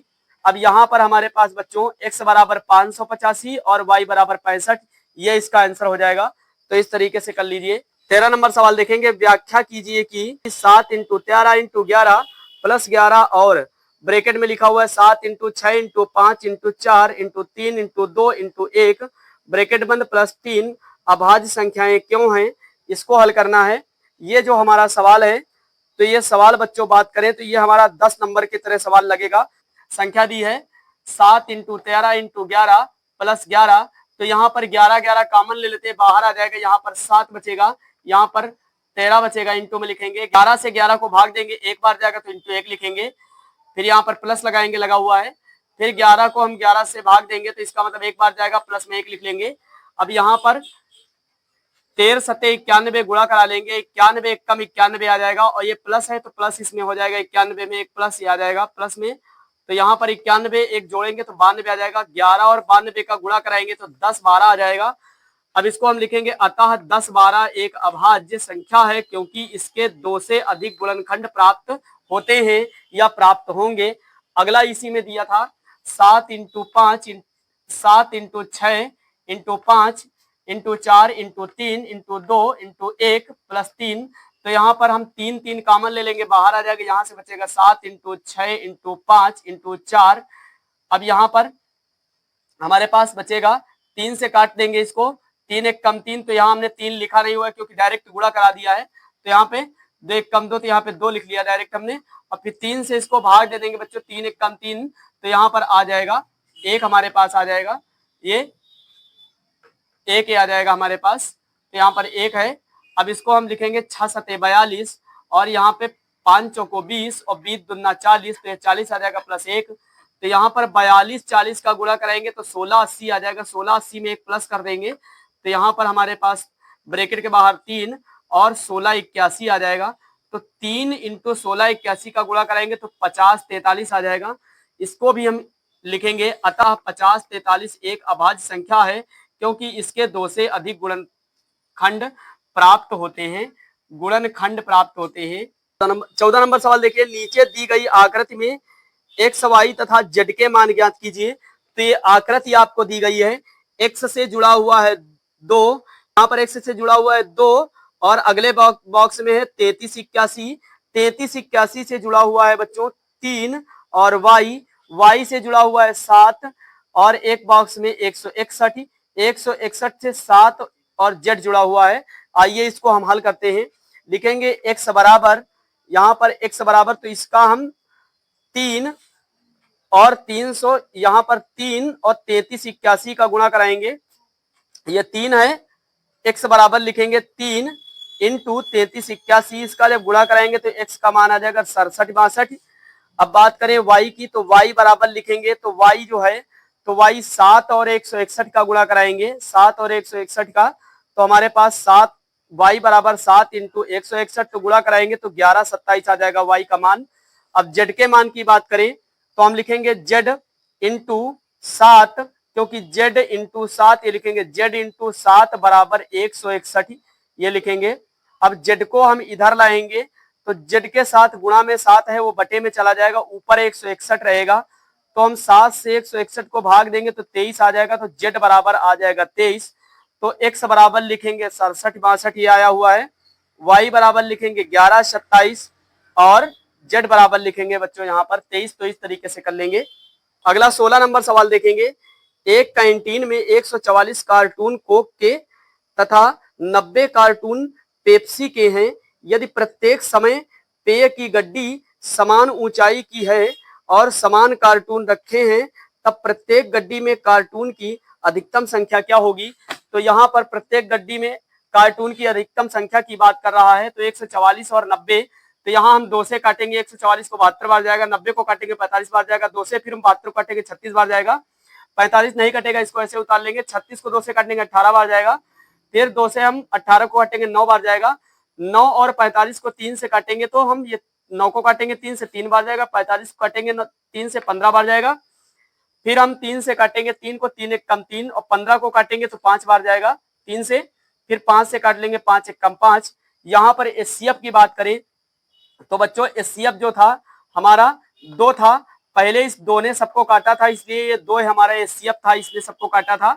फिर उसके बाद हमारा 3 जो था, तो 3 ने देखो एक बार इसको काटा है, तो ये 3 एचसीएफ है, इसको 9 को काटा और 45 को काटा, फिर हमारे पास 3 ने एक बार 3 को काटा है, 15 को काटा है, तो इस तरीके से ये भी एचसीएफ है। तो हमारे पास 2 इंटू 3, तो इसका मतलब 3 दूनी 6 36 को 18, इसका एचसीएफ आ जाएगा। एलसीएम की बात करें तो हमने बताया इन सभी संख्याओं का गुणा करा लो, जैसे हमने लिखा हुआ है 2 into 2 into 2 into 2 into 3 into 3 into 5, तो इसका गुणा कराएंगे तो 720 आ जाएगा। 17 नंबर सवाल देखेंगे। 17 नंबर सवाल कह रहा है, एक फल विक्रेता के पास 990 सेब तथा 945 संतरे हैं, वह इनको एक टोकरी में रखना चाहता है। प्रत्येक टोकरी में 2 फलों में से एक फल सम संख्या में लेना है। कम से कम कितनी टोकरियों में कितने फल रखे जा सकते हैं। कितनी टोकरी में कितने फल रखे जा सकते हैं यहाँ पर, तो 990 और 945, तो यहाँ 2 से काटेंगे 990 को तो 495 बार जाएगा, 2 से काटेंगे 990 को तो 495 बार जाएगा। यहाँ पर बच्चों 945 आ जाएगा, ऐसे उतार लेंगे, नहीं कटेगा 2 से। 3 से काटेंगे 495 को तो 165 बार जाएगा, 3 से 945 को काटेंगे 315 बार जाएगा, 3 से 165 काटेंगे 55 बार जाएगा, 3 से 315 को काटेंगे 105 बार जाएगा, क्योंकि 3 एक कम 3, 2 संख्या इकट्ठा काट रहे हैं तो 0 खिलाएंगे, 3 25 15 लिख लेंगे। फिर 3 से इसको काटेंगे तो यहाँ पर 105 को 3 से काटेंगे 35 बार जाएगा, 55 नहीं कटेगा 3 से, ऐसे उतार लेंगे। फिर इसको हम 5 से काट लेंगे, 5 एकम 5, 5 एकम 5, 35 को काटेंगे 5 से 7 बार जाएगा। फिर हम इसको 7 से काट लेंगे, 7 एकम 7, फिर 11 आया, हम 11 को काटेंगे 11 से, तो 11 एकम 11 आ जाएगा। अब इसको हम एचसीएफ की बात करें तो हम देखते हैं इस 3 ने सबको काटा था इसलिए एचसीएफ था, ये 3 इन दोनों संख्याओं को काट रहा था इसलिए एचसीएफ था, ये भी 3 दोनों संख्याओं को काटा था इसलिए एचसीएफ था। अब बात करिए जो 5 था, इनने दोनों संख्याओं को काटा था इसलिए एचसीएफ था। तो 3 त्रिक का 9 बचे 45, तो 45 इसका एचसीएफ था और हर टोकरी में 45 ही रखे जा रहे थे, तो उसकी संख्या जो थी 45 थी, तो ये 45 की संख्या आ जाएगी, ये आंसर होगा। अब एलसीएम की बात करें तो इसका हम सभी संख्याओं का गुणा करा ले तो एलसीएम हमारे पास आ जाएगा 62 370, ये हमारे पास इसका आंसर हो जाएगा।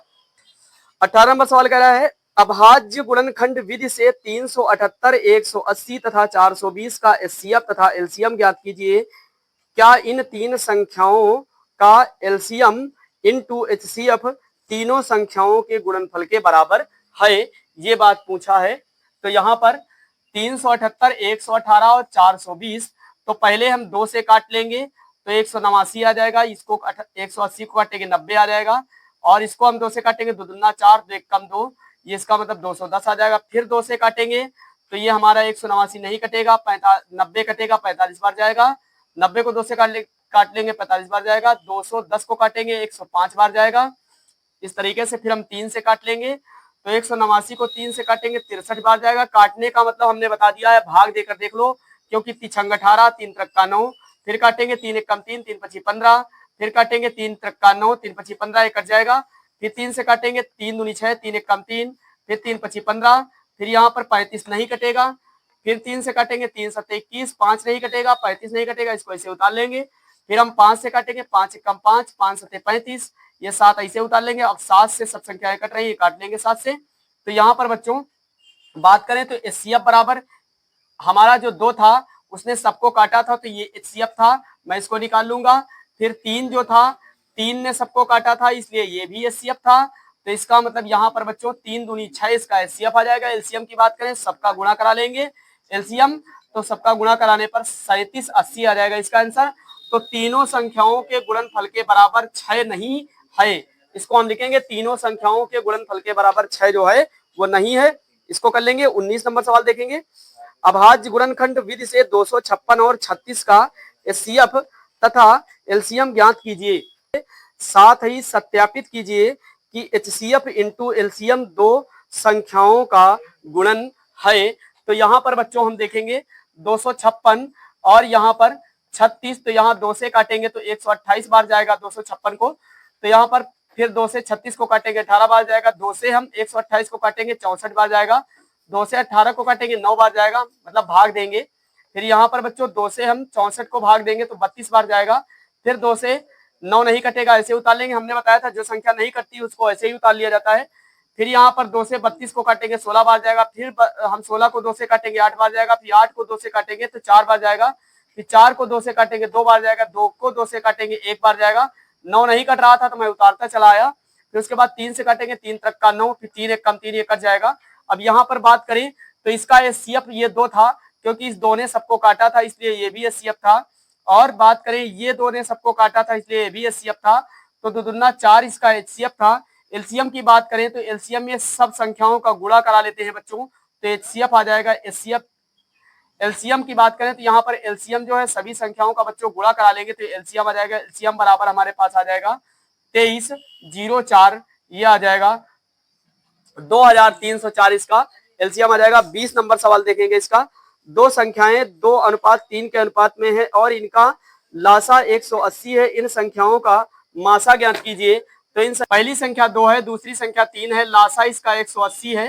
तो यहाँ पर एचसीएफ की बात कर रहा है, तो एचसीएफ ज्ञात करने के लिए लिखेंगे एचसीएफ बराबर एलसीएम बटे पहली संख्या इंटू दूसरी संख्या।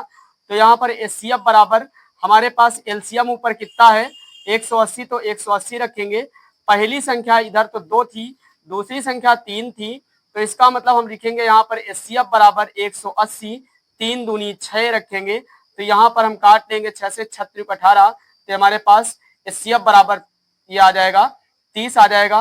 इसको हम ऐसे भी काट सकते थे, यहाँ पर 2 × 3 था तो इसको काट सकते थे, 2 9 18, और यहाँ हम काटते 90 आ जाता, फिर यहाँ से काटते 3 तक का 9, तो इस तरीके से भी इसका 30 HCF आ जाता, तो इस तरीके से भी कर सकते थे। आइए मेरे प्यारे बच्चों, सपनों की ऊंचाइयों तक पहुंचने के लिए मेहनत करो, बाकी सब अपने आप मिल जाएगा। तो मेहनत करते रहो, आपको सफलता एक दिन अवश्य मिलेगी, ये हमारा दावा है। तो आज हमने कक्षा 10 की जो बुक है मैथ की, उसकी हमने प्रश्नावली 1 भी ली है, जो परिमेय संख्या है। तो उसके पहले कुछ रूल हम पढ़ेंगे, देखेंगे, उसके बाद फिर हम प्रश्नावली को पढ़ेंगे। तो यहाँ पर देखते हैं, इवन नंबर, इसको सम संख्याएं कहते हैं बच्चों। सम संख्याएं वह संख्याएं होती है जो 2 से कट जाती है, वो सम संख्याएं कहलाती है। जैसे कि 0 हो गया, 2 हो गया, 4 हो गया, 6 हो गया, 8 हो गया, 10 हो गया, 12 हो गया, डॉट डॉट डॉट अनंत तक चली जाएंगी, जो सम संख्याएं कहलाएंगी, जो 2 से कटेंगी। यहाँ पर दूसरा रूल हमारे पास क्या है, ओड नंबर, विषम संख्याएं जो 2 से नहीं कटती हैं। विषम संख्याएं जैसे 1 हो गया, 3 हो गया, 5 हो गया, 7 हो गया, 9 हो गया, इस तरीके से डॉट डॉट आदि अनंत तक संख्याएं जाएंगी, तो वो विषम संख्याएं कहलाएंगी। अब बात करें प्राइम नंबर, अभाज्य संख्याएं। बच्चों, अभाज्य संख्याएं वह संख्याएं होती है जो खुद से कटती हैं, किसी भी पहाड़े से नहीं कटती, तो अभाज्य संख्याएं कहलाती हैं। आइए हम देखते हैं, 1 से 100 तक के बीच टोटल 25 अभाज्य संख्याएं हैं। इसको हम ट्रिक के माध्यम से आपको बताया हुआ है। तो आइए पहले हम इसको लिख कर बता देते हैं। 2 हमारी अभाज्य संख्या है, 3 है, 5 है, 7 है, 11 है, 13 है, 17 है, 19 है, 23 है, 29 है, 31 है, 37 है। 41 से 50 के बीच हमारे पास 41, 43, 47 3 अभाज्य संख्याएं हैं। 51 से 60 के बीच हमारे पास 2 संख्याएं हैं, 53 और 59। उसके बाद 61 से हमारे पास 70 के बीच 2 अभाज्य संख्याएं, 61 और 70। उसके बाद 71 से 3 संख्याएं हैं, 71, 73, 79। 80 से हमारे पास 90 तक के बीच में 2 संख्याएं हैं, 83 और 89। उसके बाद हमारे पास 91 से 100 के बीच में वो हमारे पास 97 एक संख्या अभाज्य है। यहाँ पर संख्याओं को गिनते हैं तो यहाँ पर 4, 4, 8, 9, 10, 11, 12, 13, 14, 15, 16, 17, 18, 19, 20, 21, 22, 23, 24, 25। तो यहाँ पर टोटल बात करें तो 1 से लेकर 100 तक के बीच में बच्चों 25 अभाज्य संख्याएं हैं। तो इसको हमने ट्रिक के माध्यम से लिखा हुआ है, 44, 22, 32, 23, 21। 1 से 10 तक के बीच 4 संख्याएं, 1 से 10 तक के बीच 4 संख्याएं, 11 से 20 तक के बीच 4 संख्याएं, और 21 से 30 तक के बीच 2 संख्याएं, 31 से 40 के बीच 2 संख्याएं, 41 से 50 के बीच 3 संख्याएं, 51 से 60 के बीच 2 संख्याएं, 61 से 70 के बीच 2 संख्याएं, 71 से 80 के बीच 3 संख्याएं, 81 से 90 के बीच 2 संख्याएं, और 91 से 100 के बीच 1 संख्या। तो इस तरीके से हम याद करेंगे। 44, 22, 32, 23। आज से पूछा जाए कि 1 से लेकर 10 तक के बीच में कितनी है, तो आप बता दो कि हमारे पास 4 संख्याएं हैं। 11 से 20 के बीच में पूछा जाए तो आप बता दो 4 संख्याएं हैं। 21 से 30 के बीच में पूछा जाए तो आप बता दो 2 संख्याएं हैं। इस तरीके से आप एक कोड याद कर लीजिए, 44, 22, 32, 23, 21। आप इनको भी जोड़ लो तो आप 25 आएगा। देखो 4, 4, 8 और 4, 3, 12, 3, 15, 16, 17, 18, 19, यहाँ पर 20, 21, 22, 23, 24, 1, 25। देखो 25 अभाज्य संख्याएं हैं ट्रिक से, तो यहाँ भी देख सकते हैं। अब बात करें 1 से 100 तक के बीच, हमने बताया 25 अभाज्य संख्याएं हैं। अब बात करें 51 से 50 तक के बीच, यहाँ बीच 15 अभाज्य संख्याएं। आइए देखते हैं, 1 से 50 तक के बीच की बात करी गई है, तो यहाँ पर 1 से 50 तक के बीच ये 15 अभाज्य संख्याएं हैं। यहाँ पर बात हो रही है 1 से 50 तक के बीच, तो यहाँ पर 1 से 50 ये मिला, तो 4, 4, 8, 2, 10, 11, 12, 13, 14, 1, 15। देखो यहाँ पर 15 अभाज्य संख्याएं हैं। इस ट्रिक से भी पता चल रहा है। 51 से 50 तक के बीच 10 अभाज्य संख्याएं हैं, तो 51 ये है। तो यहाँ पर 51 से 100 तक के बीच की बात करें, 51 से 100 तक के बीच, 51 से 100 तक के बीच हमारे पास 10 अभाज्य संख्याएं हैं। इसको हम देखेंगे तो 51 यहाँ पर है, तो 2, 2, 4, 2, 6, 1, 7 और 3, 10, ये 10 अभाज्य संख्याएं हैं। इस तरीके से देख लेंगे। 1 से 100 तक गिनती गिनने में, जब 1 से 100 तक गिनती गिनते हैं तो 11 बार 0 का प्रयोग किया जाता है, और एक का लिखने में, 1 से 100 तक गिनती लिखने में एक का प्रयोग 21 बार किया जाता है, तथा जो 2, 3 बाकी जो बचे हुए अंक हैं उनका प्रयोग 20 बार किया जाता है। तो यहाँ पर ध्यान देंगे, अगर 100 तक गिनती लिखना हो तो उसमें 0 का प्रयोग केवल 11 बार किया गया है और 1 का प्रयोग 21 बार किया गया है। बाकी 2, 3, 4, 5, 6, 7, 8, 9 इनका प्रयोग 20 बार किया गया है। अब बात अगला हमारे पास आता है रेशनल नंबर। तो परिमेय संख्याएं होती है, परिमेय संख्या अंश बटे हर के रूप में या फिर p बटे q के रूप में या फिर a बटे b के रूप में होती है, जिसमें हर या q या b आदि का मान डज नॉट इक्वल 0 नहीं होना चाहिए, जिसमें हर का मान या q का मान या b का मान, जिसको भी आपने हर माना है उसका मान 0 नहीं होना चाहिए। यदि 0 है तो परिमेय संख्या नहीं है, फिर वो अपरिमेय संख्या होगी। जैसे कि यहाँ पर हमने 0 माना तो 0 को हम परिमेय संख्या कहेंगे, क्योंकि 0 के नीचे हम 1 मान लेंगे तो ये परिमेय संख्या हो जाएगी, क्योंकि किसी संख्या के नीचे हम 1 मान सकते हैं। 1 लिखा हुआ है तो ये परिमेय संख्या है, क्योंकि इसके नीचे हम 1 मान लेंगे, इसको परिमेय संख्या हम बना लेंगे। ये रूल है। 2 है, 2 के नीचे कुछ नहीं है, हम 1 मान लेंगे इसलिए परिमेय संख्या है। 3 के नीचे 1 मान लेंगे इसलिए परिमेय संख्या है। 0/1 ये भी परिमेय संख्या है। 2/3 ये भी परिमेय संख्या है। 3/5 ये भी परिमेय संख्या है। 11/15 ये भी परिमेय संख्या है। 17/19 ये भी परिमेय संख्या है। बात करें एक जो है √1, तो √1 भी परिमेय संख्या है। यदि हम √1 को 1 × 1 लिखें तो ये बाहर आ जाएगा और इसके बटे में 1 मान लेंगे तो ये परिमेय संख्या हो जाएगा। अब यहाँ पर 4 की बात करें तो √4, तो इसका मतलब 4 के गुणनखंड 2 × 2 में होंगे, जोड़ा बन जाएगा, बाहर आ जाएगा, तो इसका मतलब 2 भी हमारे पास परिमेय संख्या है। √9, तो 9 के हम तोड़ लेंगे, जोड़े बनाएंगे, 3 तक का 9, तो इसका मतलब 3 बाहर आ जाएगा, तो हमारे पास जो 9 है ये भी परिमेय संख्या है। 16, 4 चौक 16, 4 × 4 कराएंगे तो ये भी टूट जाएगी, तो ये परिमेय संख्या है। 22/7 जो है पाई का मान है, ये भी परिमेय संख्या है। 3.14 ये भी पाई का मान है, ये भी परिमेय संख्या है। आदि ये सभी परिमेय संख्याओं के रूप में मानी जाएंगी या इन्हें परिमेय संख्या कहा जाएगा। इस चीज को ध्यान रखेंगे। 9 नंबर रूल कह रहा है इरेशनल नंबर अपरिमेय संख्याएं अपरिमेय संख्या अंश बटे हर के रूप में नहीं होती है। कभी भी अपरिमेय संख्याएं अंश बटे हर के रूप में नहीं होती है, ऐसे ही डायरेक्ट लिखी जाती है। उसके बटे में कुछ नहीं माना जा सकता। यदि बटे में होगा तो उसका मान 0 होगा, तो वो अपरिमेय संख्या कहलाएगी। तो यहाँ पर देखते हैं 1/0 और 2/0, 0/0 ये सब अपरिमेय संख्याएं हैं। और यहाँ पर √2 ये भी अपरिमेय संख्या है, क्योंकि इसका कोई गुणनखंड नहीं हो रहा है। √3 ये भी अपरिमेय संख्या है। जितनी भी अभाज्य संख्याएं हैं वो सब अपरिमेय संख्या है, रूट में अगर लिखी हैं। अब बात करें यहाँ पर पाई जो है वो भी अपरिमेय संख्या है। पाई को भी हम अपरिमेय संख्या कहते हैं। तो इस तरीके से हम इसको हल कर लेंगे। यहाँ पर बच्चों बात करें 1 से 100 तक गिनती लिखने में हम 192 अंकों का प्रयोग करते हैं। तो इस चीज को याद रखेंगे।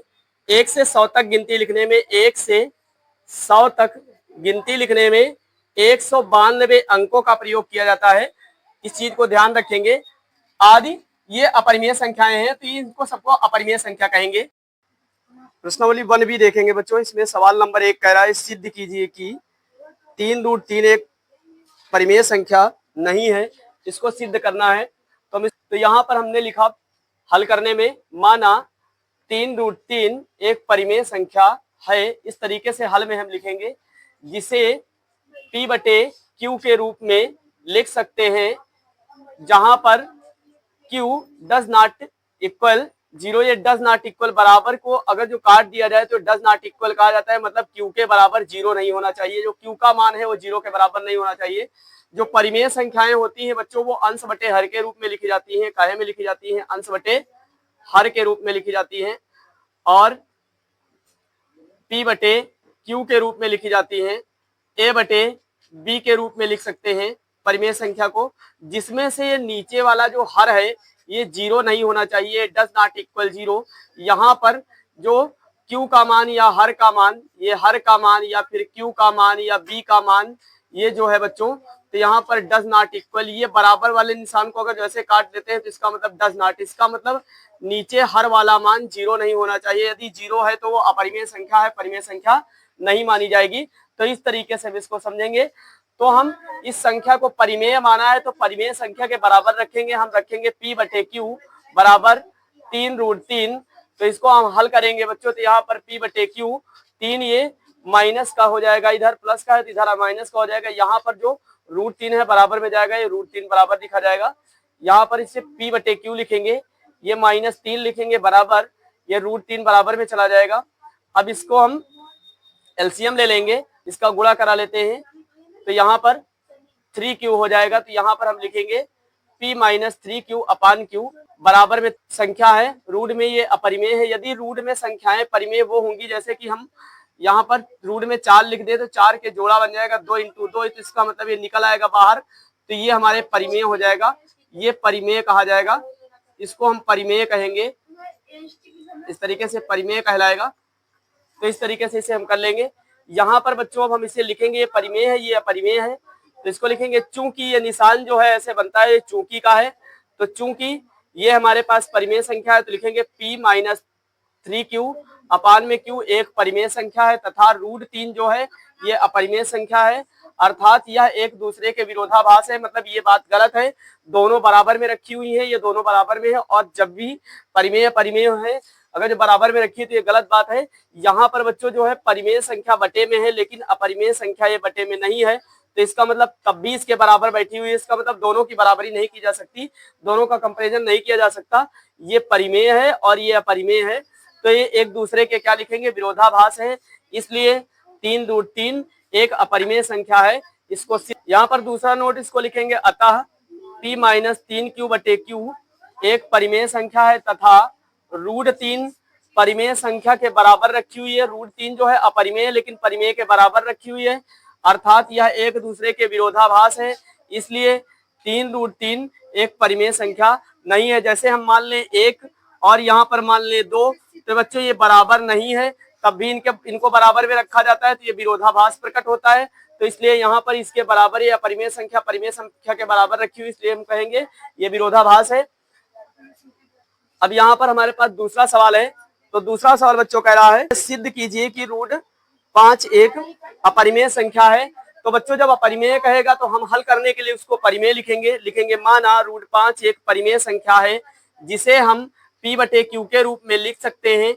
जो परिमेय संख्या होती है वो p/q के रूप में होती है, अंश बटे हर के रूप में होती है, या फिर a/b के रूप में होती है, या फिर x/y के रूप में, जैसे भी हम माने उसको लिख सकते हैं, लेकिन जिसमें से हर का मान या नीचे वाला मान 0 नहीं होना चाहिए। तो यहाँ पर हमने कहा जहां पर q का मान 0 ना हो, ये q का मान 0 नहीं होना चाहिए। जैसे कि मान लो हम ऐसे लिख दें 1, तो ये परिमेय संख्या है, अगर 1/0 लिख दें तो ये अपरिमेय है, इसका मतलब ये परिमेय नहीं है, तो इसका मान अगर जो 0 आ गया तो वो इसका मतलब परिमेय नहीं है, इसलिए यहाँ पर लिखा गया q का मान डज नॉट इक्वल 0, मतलब वहां पर q का मान जो है 0 नहीं होना चाहिए। इसको हम लिखेंगे परिमेय संख्या p/q के रूप में होती है, तो हमने p/q लिखा बराबर ये परिमेय संख्या, इसको हमने माना है तो परिमेय संख्या के बराबर रखेंगे। भाई हम q संख्या है दोनों पक्षों का वर्ग कराने पर, इसका मतलब इसका भी वर्ग कराएंगे, इसका भी वर्ग कराएंगे, वर्ग का मतलब स्क्वायर होता है। अब इसका मतलब इसकी पावर 2 लगाएंगे, लिखेंगे p/q की पावर 2 बराबर रूट में 5 की पावर 2 बराबर रूट में 5 की पावर 2, तो यहाँ पावर से रूट कट जाएगा और यहाँ पर हम इसको लिखेंगे p²/q² बराबर, ये पावर से रूट कट जाएगा तो बराबर में 5 बच जाएगा। अब यहाँ पर इसको लिखेंगे p² बटे में जो q² लिखा है इसको हम q × q लिख सकते हैं, बराबर में 5 लिखेंगे, इसका यहाँ q का 5 से गुणा हो जाएगा बच्चों, तो यहाँ पर हमारे पास p² में q आ जाएगा, बराबर में आ जाएगा, इसका गुणा हो जाएगा तो हमारे पास आ जाएगा 5q।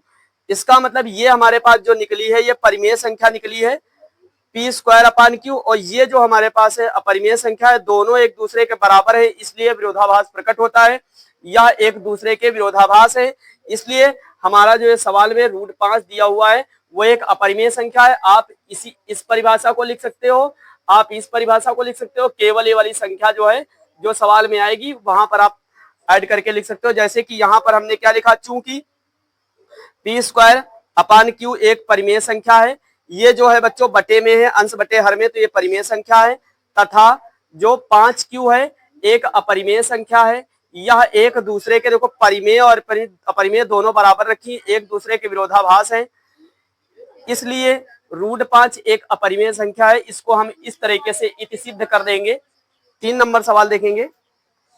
3 नंबर सवाल कह रहा है सिद्ध कीजिए कि 3 प्लस 2 रूट 5 एक अपरिमेय संख्या है। सिद्ध कीजिए कि 3 प्लस 2 रूट 5 एक अपरिमेय संख्या। तो यहाँ पर बच्चों हम लिखेंगे माना, जब भी वो अपरिमेय कहेगा तो हम हल करने के लिए उसे मानेंगे, लिखेंगे माना। तो यहाँ पर लिखेंगे माना 3 प्लस 2 रूट 5 एक परिमेय संख्या है, इस तरीके से लिखेंगे। अब पता है परिमेय संख्या हमने बताया था a बटे बी के रूप में होती है, अंश बटे हर के रूप में होती है, p बटे q के रूप में होती है। तो इस तरीके से परिमेय संख्याएं बटे में होती है, जिसमें से q का मान जो अंश वाला मान है नीचे वाला वो 0 नहीं होना चाहिए। यदि वो मान 0 है तो फिर वो संख्या जो है तो वो परिमेय नहीं है, इस चीज को ध्यान देंगे। तो यहाँ पर 3 प्लस 2 रूट 5 बराबर a बटे बी लिखेंगे बच्चों। अब यहाँ पर इसको हम हल करेंगे तो इसको लाएंगे 2 रूट 5 बराबर a बटे बी, ये प्लस का है उधर जाने पर 3 माइनस का हो जाएगा। अब यहाँ लिखेंगे 2 रूट 5, अब यहाँ पर इसका गुणा करा देंगे b से 3 का, तो हमारे पास आ जाएगा a माइनस 3b बटे बी आ जाएगा। अब इसका हम गुणा कराएंगे, यहाँ पर ये लाएंगे 5 रूट 5 को इधर बाहर ले लेंगे, ये हमारे पास इसका गुणा हो जाएगा 2 का b के साथ। तो हमारे पास आ जाएगा यहाँ पर बच्चों a minus 3b upon 2b, ये आ जाएगा। तो इसका मतलब ये हमारे पास जो है ये अपरिमेय संख्या है और ये परिमेय संख्या है, क्योंकि ये अंश बटे हर के रूप में नहीं है, इसका नीचे का मान 0 है और यहाँ जो है ये अंश बटे हर के रूप में है, इसलिए दोनों ये अपरिमेय है ये परिमेय है, दोनों बराबर में रखी हुई, इसका मतलब विरोधाभास प्रकट होता है। आप यही वाली डिफिनेशन फिर लिख सकते हो, जहां पर ये संख्याएं लिखी हुई है यहाँ पर आप ये वाली संख्या लिख सकते हो और यहाँ जो ये निकली है ये वाली लिख सकते हो। इस तरीके से आप इसे कर सकते हो। अब इसकी हम लिखेंगे, कुछ लाइनें लिखेंगे। चूंकि रूट 5 एक अपरिमेय संख्या है, आपको पता है कि रूट 5 एक अपरिमेय संख्या है, जो भी अभाज्य संख्याएं हैं अगर रूट के अंदर लिखी है तो वो अपरिमेय संख्याएं हैं। तो यहाँ पर लिखेंगे चूंकि रूट 5 एक अपरिमेय संख्या है तथा a माइनस 3b बटे 2b एक परिमेय संख्या है, अतः यह एक दूसरे के विरोधाभास है। अच्छा ये बताओ, कोई छोटा आदमी कोई बड़ा आदमी बराबर में बैठा दिया जाए तो वो क्या होगा, उसमें डिफरेंस हो जाएगा, अंतर हो जाएगा। तो इसका मतलब ये विरोधाभास प्रकट होता है, क्योंकि यहाँ पर एक ये अपरिमेय है, ये परिमेय है, दोनों बराबर में रखी है। तो ऐसे कैसे मान लिया जाए कि दोनों बराबर है, बराबर नहीं है। इसका मतलब यह एक दूसरे के विरोधाभास है, मतलब विरोध प्रकट करता है। इसलिए हमारे पास ये जो सवाल था ये क्या था, 3 प्लस 2 रूट 5 एक अपरिमेय संख्या है। तो इस तरीके से इसको हम हल कर लेंगे। डिफिनेशन सब में वही लिखनी है, परिभाषा नीचे हल करने के बाद। अगला देखेंगे हम, अगला 4 नंबर सवाल देखेंगे।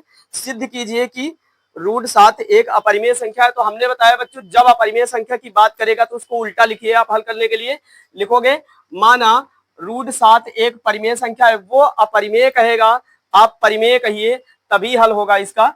तो यहाँ पर परिमेय संख्या में आप क्या लिखते हो, अंश बटे हर के रूप में या p बटे q के रूप में लिखते हो। तो यहाँ पर आप लिखोगे p बटे q बराबर है, बराबर में रखोगे क्योंकि तुमने परिमेय माना है जबरदस्ती रूट 7 को। तो इसका मतलब परिमेय क्या होती है, p बटे q होती है। तो आप इसको परिमेय माना है तो इसके बराबर में रखिए, क्योंकि तभी हल होगा।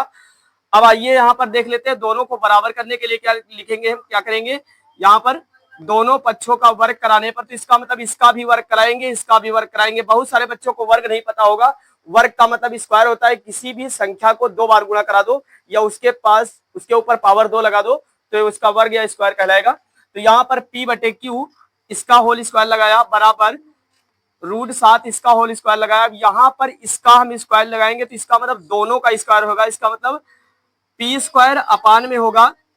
यहाँ पर अपान में हमारे पास इसको हमने एक स्टेप गायब कर दिया था, यहाँ पर देखिए p स्क्वायर अपान में इसको हम लिखेंगे q स्क्वायर, और यहाँ पर काटेंगे रूट से रूट ये कट जाएगा, तो ये स्क्वायर से रूट कट जाएगा बच्चों, तो यहाँ पर बराबर 7 बचेगा। इसका मतलब इसको हम ऐसे लिख सकते हैं, इसको लिखेंगे p स्क्वायर अपान में लिखेंगे q इंटू क्यू, क्योंकि q स्क्वायर 2 बार है तो यहाँ पर 7 इस तरीके से लिखेंगे। यहाँ इसका गुणा हो जाएगा, गुणा होने पर बच्चों हमारे पास आ जाएगा p स्क्वायर अपान में q बराबर, यहाँ पर इसका गुणा होगा इसके पास, तो यहाँ पर आ जाएगा 7q, ये आ जाएगा हमारे पास। तो यहाँ पर हमारे पास ये संख्या जो निकल आई, ये परिमेय निकल आई, ये अपरिमेय है। तो हमारी दोनों बराबर संख्याएं नहीं है अंश बटे हर के रूप में। इसका मतलब यहाँ पर भी हम वही डिफिनेशन लिखेंगे कि यह एक दूसरे के विरोधाभास है, अतः यहाँ पर जो रूट 7 है वो एक परिमेय संख्या नहीं है, अपरिमेय संख्या है। इसको हम सिद्ध कर देंगे। अब इसमें हम लिखेंगे अतः पी स्क्वायर अपान क्यू एक परिमेय संख्या है, क्योंकि पी स्क्वायर अपान क्यू अंश बटे हर के रूप में हमने बताया, जो अंश बटे हर के रूप में है जिसका मान 0 नहीं है, नीचे वाला अंश वाला या क्यू वाला, वो परिमेय संख्या है। तो ये परिमेय संख्या मिल गई इसका। तथा यहाँ 7q एक अपरिमेय संख्या है, जो 7q है एक अपरिमेय संख्या है, अर्थात यह एक दूसरे के विरोधाभास है। विरोधाभास क्यों है? क्योंकि दोनों परिमेय अपरिमेय बराबर नहीं है, फिर भी बराबर में रखी है, तो इसलिए वो विरोधाभास प्रकट करता है। अतः इसलिए रूट 7 एक अपरिमेय संख्या है। तो इस तरीके से इसको कर लेंगे। 5 नंबर सवाल देखेंगे। 5 नंबर सवाल कह रहा है यदि रूट 2 एक परिमेय संख्या नहीं है तो सिद्ध कीजिए कि 2 प्लस रूट 2 एक परिमेय संख्या नहीं है। यहां पर सिद्ध करना है तो हम लिखेंगे माना 2 प्लस रूट 2 एक परिमेय संख्या है। इसको इस तरीके से लिखेंगे। फिर लिखेंगे 2 प्लस रूट 2 बराबर ए बटे बी। अब यहाँ पर रूट 2 इधर लाएंगे तो ए बटे बी बराबर में है, इधर आ जाएगा। इसका मतलब 2 प्लस में था, उधर जाने पर माइनस का हो जाएगा। अब यहाँ पर रूट 2 इधर आएगा, बराबर लगाएंगे। यहाँ पर एलसीएम ले लेंगे तो इसका मतलब इसका हम गुणा करा लेंगे इसके साथ। तो यहाँ पर a माइनस 2b हो जाएगा, क्योंकि b का 2 से गुणा होगा तो a माइनस 2b आ जाएगा। बटे में नीचे b है तो b लिख लेंगे। इस तरीके से हल कर लेंगे। अब ये हमारे पास अपरिमेय संख्या है और ये परिमेय संख्या है। इसका मतलब यहाँ भी एक दूसरे के विरोधाभास है। तो सारे सवालों को हम इसी तरीके से लगा लेंगे।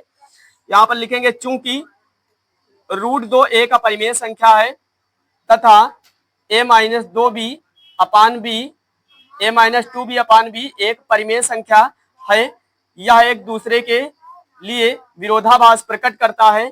इसलिए 2 प्लस रूट 2 एक अपरिमेय संख्या है, यह सिद्ध किया जाता है। तो इस तरीके से इसको हम सिद्ध कर सकते हैं। अगला 6 नंबर सवाल देखेंगे। कह रहा है सिद्ध कीजिए कि निम्नलिखित संख्याएं अपरिमेय हैं। तो पहला हमारे पास 6 का पहला सवाल दिया हुआ है 1 बटे रूट 2। तो इसको देखेंगे तो यहाँ पर हम मानेंगे माना 1 बटे रूट 2 एक परिमेय संख्या है।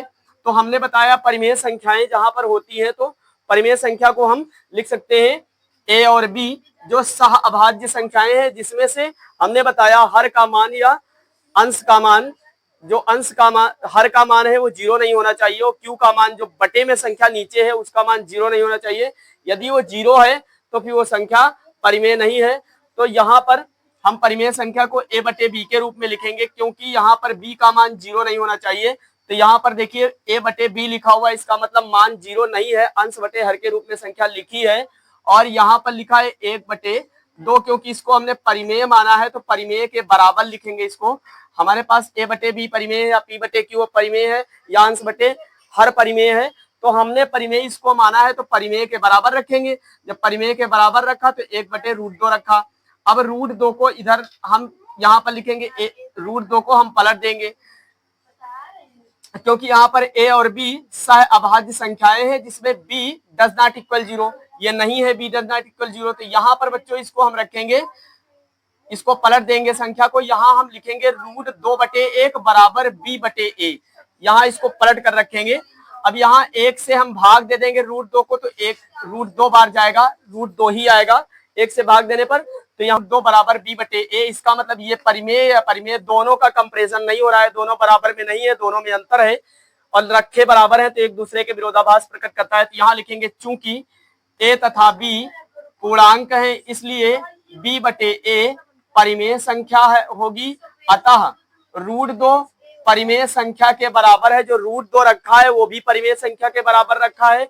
इसलिए यहाँ पर यह एक दूसरे के विरोधाभास है, क्योंकि जब बराबर नहीं है तब भी बराबर रखा हुआ है, इसलिए यहाँ पर एक दूसरे के विरोधाभास है, विरोधाभास प्रकट करता है।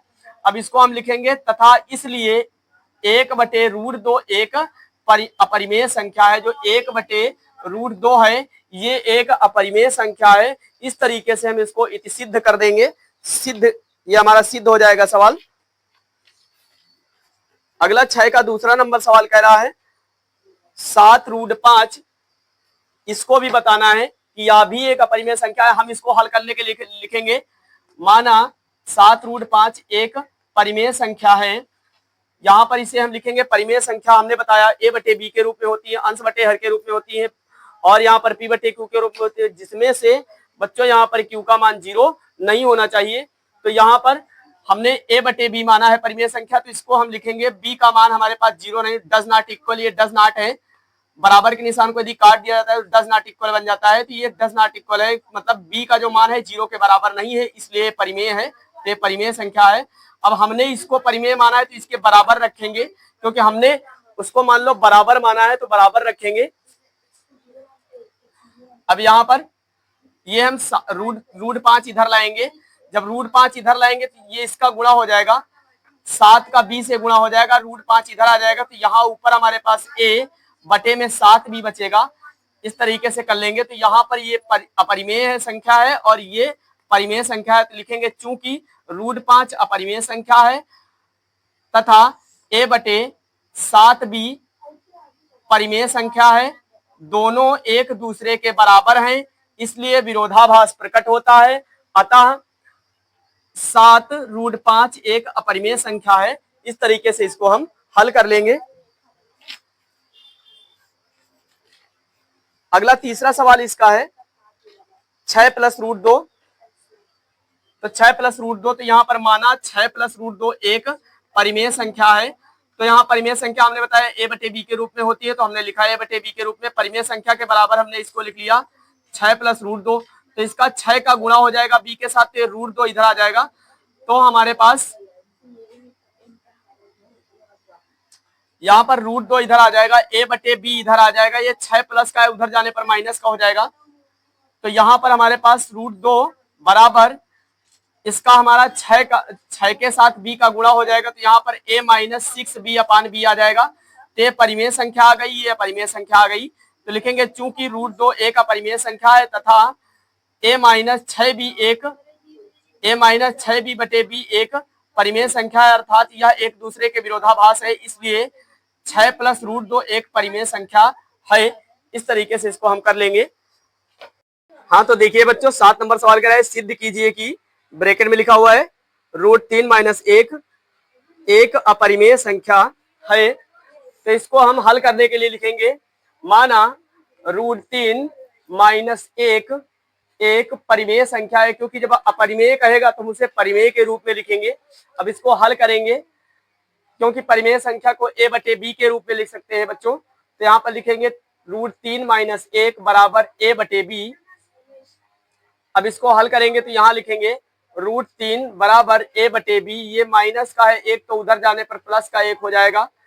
अब इसका हमारे पास गुणा हो जाएगा इधर, तो यहाँ पर a प्लस b आएगा, बटे में b आएगा, रूट 3 ये आ गया। ये अपरिमेय संख्या है और ये परिमेय संख्या है, इसका मतलब ये एक दूसरे के विरोधाभास है।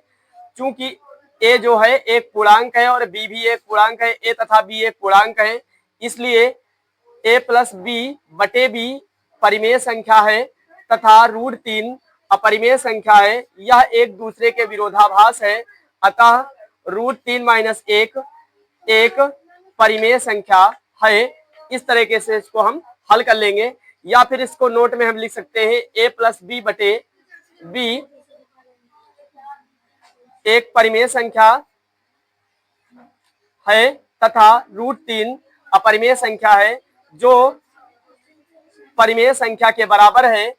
यह एक दूसरे के विरोधाभास है, इसलिए रूट 3 माइनस 1 एक अपरिमेय संख्या है। इसको इस तरीके से सिद्ध कर देंगे। 8 नंबर सवाल देखेंगे, सिद्ध कीजिए कि रूट 5 माइनस रूट 3 एक अपरिमेय संख्या है। तो यहाँ पर माना रूट 5 माइनस रूट 3 एक परिमेय संख्या है, क्योंकि अपरिमेय कहेगा तो हम उसे परिमेय के रूप में लिखेंगे। जहां पर a तथा b एक सह अभाज्य संख्याएं हैं, जिसमें से b का मान डज नॉट इक्वल 0, जो अंश का मान है b का मान वो डज नॉट इक्वल 0, 0 के बराबर नहीं होना चाहिए, क्योंकि ये b है 0 के बराबर नहीं है। तो इसको हम लिखेंगे रूट 5 बराबर a बटे b, ये माइनस का है रूट 3, उधर जाने पर प्लस का रूट 3 हो जाएगा। अब लिखेंगे दोनों पक्षों का वर्ग कराने पर, तो बच्चों इसका वर्ग कराएंगे, इसका वर्ग कराएंगे, तो यहाँ पर लिखेंगे रूट 5 का स्क्वायर बराबर a बटे b प्लस रूट 3 का स्क्वायर। तो यहाँ स्क्वायर से हम रूट को काट लेंगे, ये स्क्वायर से रूट कट जाएगा तो यहाँ पर 5 आ जाएगा बराबर, इसका स्क्वायर कराएंगे तो a बटे बी का होल स्क्वायर प्लस यहाँ स्क्वायर से रूट काट लेंगे कट जाएगा तो ये हमारे पास 3 आ जाएगा। अब ये फार्मूला हम यहाँ पर लगाएंगे a square plus B square plus 2ab, तो यहाँ पर ये a स्क्वायर हो गया, ये b स्क्वायर हो गया, और उसके बाद यहाँ पर 2 ये a था और ये b था, इसको हम इस तरीके से हल करेंगे।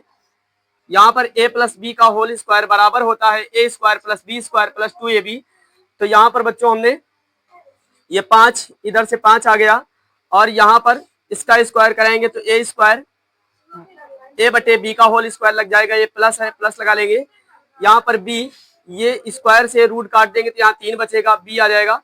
अब ये फार्मूला है हमारे पास, a स्क्वायर तो a स्क्वायर हो गया, b स्क्वायर तो b स्क्वायर से हटाया था, स्क्वायर यहाँ पर कट गया था रूट, तो यहाँ पर तो हमारे पास 3 आ गया।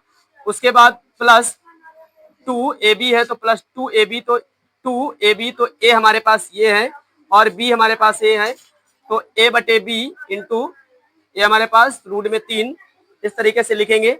यहाँ पर 5 बराबर a स्क्वायर b स्क्वायर, इसको हम लिख सकते हैं प्लस 3 प्लस 2 रूट 3 को इधर लाएंगे इंटू a बटे b, यहाँ पर हम लिखेंगे 2 रूट 3 a बटे b बराबर ये 5 उधर जाएगा माइनस 3, ये प्लस का है माइनस का 3 माइनस a स्क्वायर बटे b स्क्वायर, इसको लिखेंगे।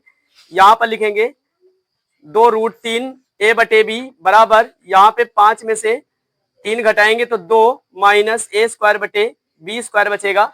इस रूट 3 को इधर लाएंगे, 2 का a के साथ गुणा हो जाएगा, ये संख्या पलट जाएगी, यहाँ पर हमारे पास आ जाएगा रूट 3 इधर आ जाएगा और 2 का a के साथ गुणा हो जाएगा, तो यहाँ पर ऊपर हमारे पास संख्याएं पलट जाएंगी तो b बटे 2a आ जाएगा,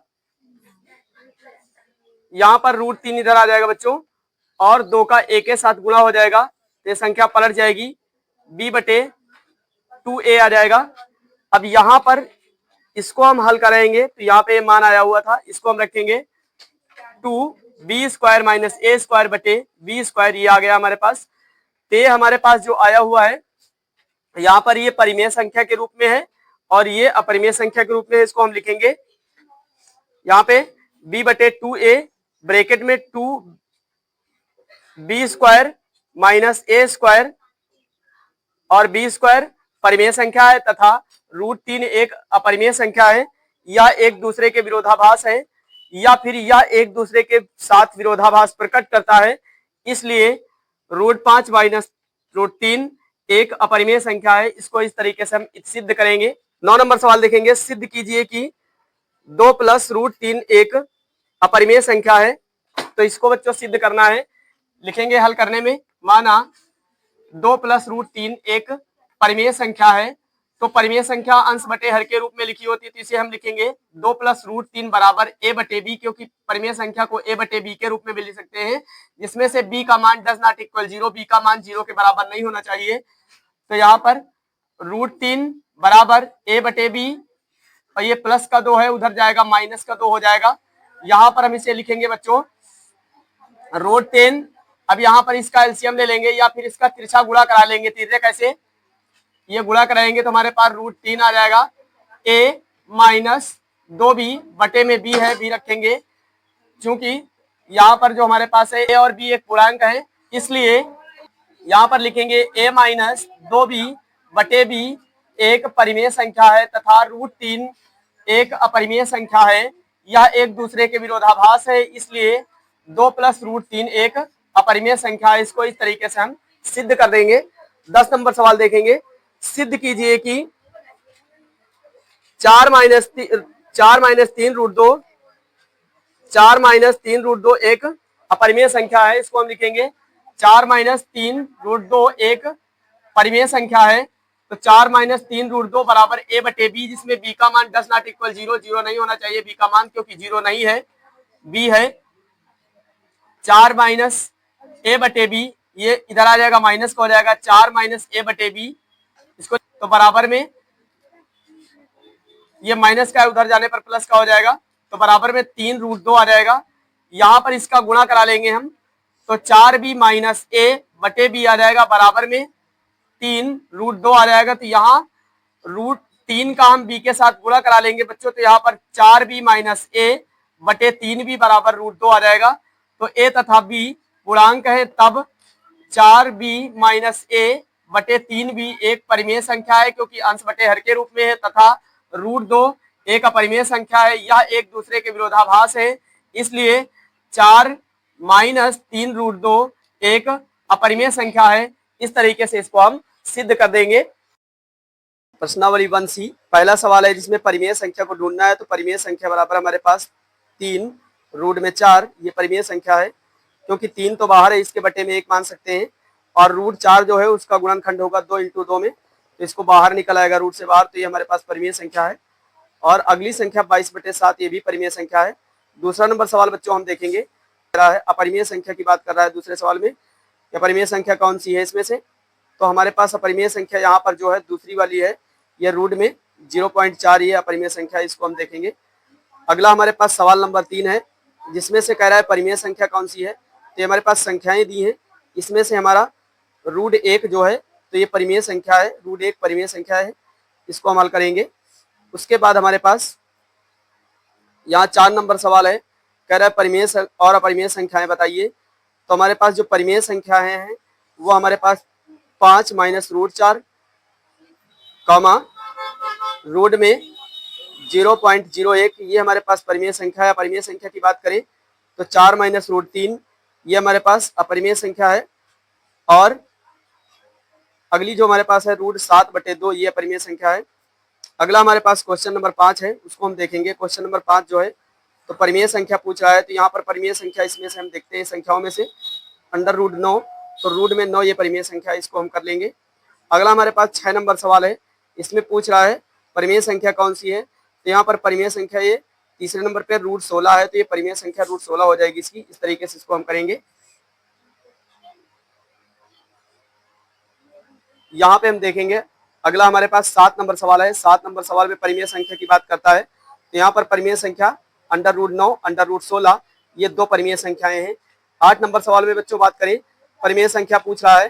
तो 8 नंबर सवाल में √4/9, ये परिमेय संख्या है, 4/9 ये परिमेय संख्या है।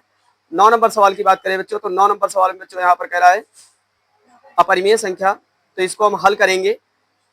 माना रूट, यहाँ पर इसको हम हल करेंगे, माना 2 + 3 √2 एक परिमेय संख्या है, इसको हम हल करेंगे। तो 2 + 3 √2 बराबर p/q, इसको हम 2 √3 इधर लाएंगे, यहाँ पर हमारे पास बच्चों p/q बचेगा। यहाँ पर 2 प्लस का था, इधर जाने पर माइनस का हो जाएगा, तो इसको हम √2 इधर लाएंगे। अब हमारे पास इसका q3 का जो है q के साथ गुणा हो जाएगा, और इसका हमारे पास q का 2 के साथ गुणा हो जाएगा। तो यहाँ पर ऊपर आ जाएगा p - 2q, क्योंकि q का 2 के साथ गुणा होगा इधर, तो 2q आ जाएगा। अब q का 3 के साथ गुणा हो जाएगा यहाँ पर, तो इसका मतलब बटे में आ जाएगा 3q। इस तरीके से इसको हम कर लेंगे। तो हमारे पास ये √2 जो है ये अपरिमेय संख्या निकला, और p - 2q बटे 3q ये अपन निकली। यहाँ पर √2 अपरिमेय संख्या है, और यहाँ पर p - 2q बटे 3q ये परिमेय संख्या है। तो इसको हम लिखेंगे p - 2q बटे 3q एक परिमेय संख्या है, √2 एक अपरिमेय संख्या है, क्योंकि यह अपरिमेय संख्या के बराबर है, यह एक दूसरे के विरोधाभास है। इसलिए ये जो हमारे पास सवाल दिया था 2 + 3 √2 एक अपरिमेय संख्या है, यहाँ पर ये सवाल है हमारे पास ये 2 + 3 √2 ये एक अपरिमेय संख्या थी, इसको हम यहाँ पर सिद्ध कर देंगे। नीचे एक अपरिमेय संख्या है, इस तरीके से इसको हम हल कर लेंगे। अगला हमारे पास सवाल है 10 नंबर सवाल, उसको हम देखेंगे। तो 10 नंबर सवाल बच्चों यहाँ पर कह रहा है अपरिमेय संख्याएं बताइए। तो यहाँ पर अपरिमेय संख्या की बात करें तो हमारे पास परिमेय और अपरिमेय दोनों पूछा है। तो परिमेय संख्या हमारे पास 22/7 है, और अपरिमेय संख्या की बात करें तो ये हमारे पास चौथा ऑप्शन सही है, 0.9 ये परिमेय संख्या। डी में बहुविकल्पी क्वेश्चनों को सही करना है। तो यहाँ पर धनात्मक पूर्णांकों की बात करें तो धनात्मक पूर्णांक जिसमें धन लगा होता है धनात्मक पूर्णांक होते हैं। जैसे कि यहाँ पे धनात्मक पूर्णांक की बात करता है, धनात्मक पूर्णांक 6a + 5 से ठीक पहले आने वाला धन पूर्णांक क्या होगा। तो इसका मतलब ये सेकंड ऑप्शन सही है, 6a+4 होगा, क्योंकि ये 5 से पहले आएगा। अपरिमेय संख्या यहाँ पर तो पाई अपरिमेय संख्या है। अगला सवाल कह रहा है सहअभाज्य संख्या, संख्या 4√3 है, तो ये 4√3 जो है अपरिमेय संख्या है, क्योंकि रूट के अंदर अभाज्य संख्या आ जाएगी। रूट के अंदर यदि अभाज्य संख्या आती है तो वो अपरिमेय संख्या कही जाएगी। तो यहाँ पर ये अपरिमेय संख्या है। चौथा नंबर सवाल यहाँ पर है रूट 1 जो है परिमेय संख्या है, क्योंकि 1 के हम गुणनखंड करेंगे तो 1 × 1 में हो जाएंगे। ये अपरिमेय संख्या नहीं, परिमेय संख्या मानी जाएगी। तो ये रूट 1 परिमेय संख्या है। अगला 5 नंबर सवाल यहाँ पर देखेंगे, निम्नलिखित में से परिमेय संख्या की बात करें तो यहाँ पर तीसरा ऑप्शन सही है। ये हमारे पास दिया हुआ है 2.73 तो ये हमारे तीसरा ऑप्शन ये सही है। 6 नंबर सवाल हम देखेंगे, यहाँ पर कह रहा है प्रत्येक पूर्णांक निम्नलिखित रूप का होता है, तो यहाँ पर 2m के निम्नलिखित रूप का होता है। इसको हम कर लेंगे इस तरीके से। ये 7 नंबर सवाल देखेंगे, यहाँ पर चौथा ऑप्शन इसका सही है 2q+1, इसको कर लेंगे। 8 नंबर सवाल में ऑप्शन नंबर 3 सही है, विषम संख्या है। 9 नंबर सवाल में ऑप्शन नंबर 2 सही है, 2, जिसका आंसर भी 2 है, तो इसको कर लेंगे। 10 नंबर सवाल में ऑप्शन नंबर 1 सही है, 13 ये आ जाएगा, इसको हम कर लेंगे। 11 नंबर क्वेश्चन को देखते हैं, तो 11 नंबर क्वेश्चन में ऑप्शन नंबर सेकंड सही है, xy² है। 12 नंबर क्वेश्चन की बात करें तो 12 नंबर क्वेश्चन में ऑप्शन नंबर 3 सही है, a³ b², ये ऑप्शन सही है। 13 नंबर सवाल देखेंगे, सदैव अपरिमेय संख्या, ये वाला ऑप्शन नंबर 1 सही है इसमें। 14 नंबर की बात करें तो यहाँ पर 14 नंबर में ऑप्शन नंबर 4 सही है, 25-20 इसका आंसर है। 15 नंबर की बात करें तो 15 नंबर में ऑप्शन नंबर डी सही है, 4 इसका आंसर आ जाएगा। इस तरीके से हम ये अध्याय को खत्म कर देंगे।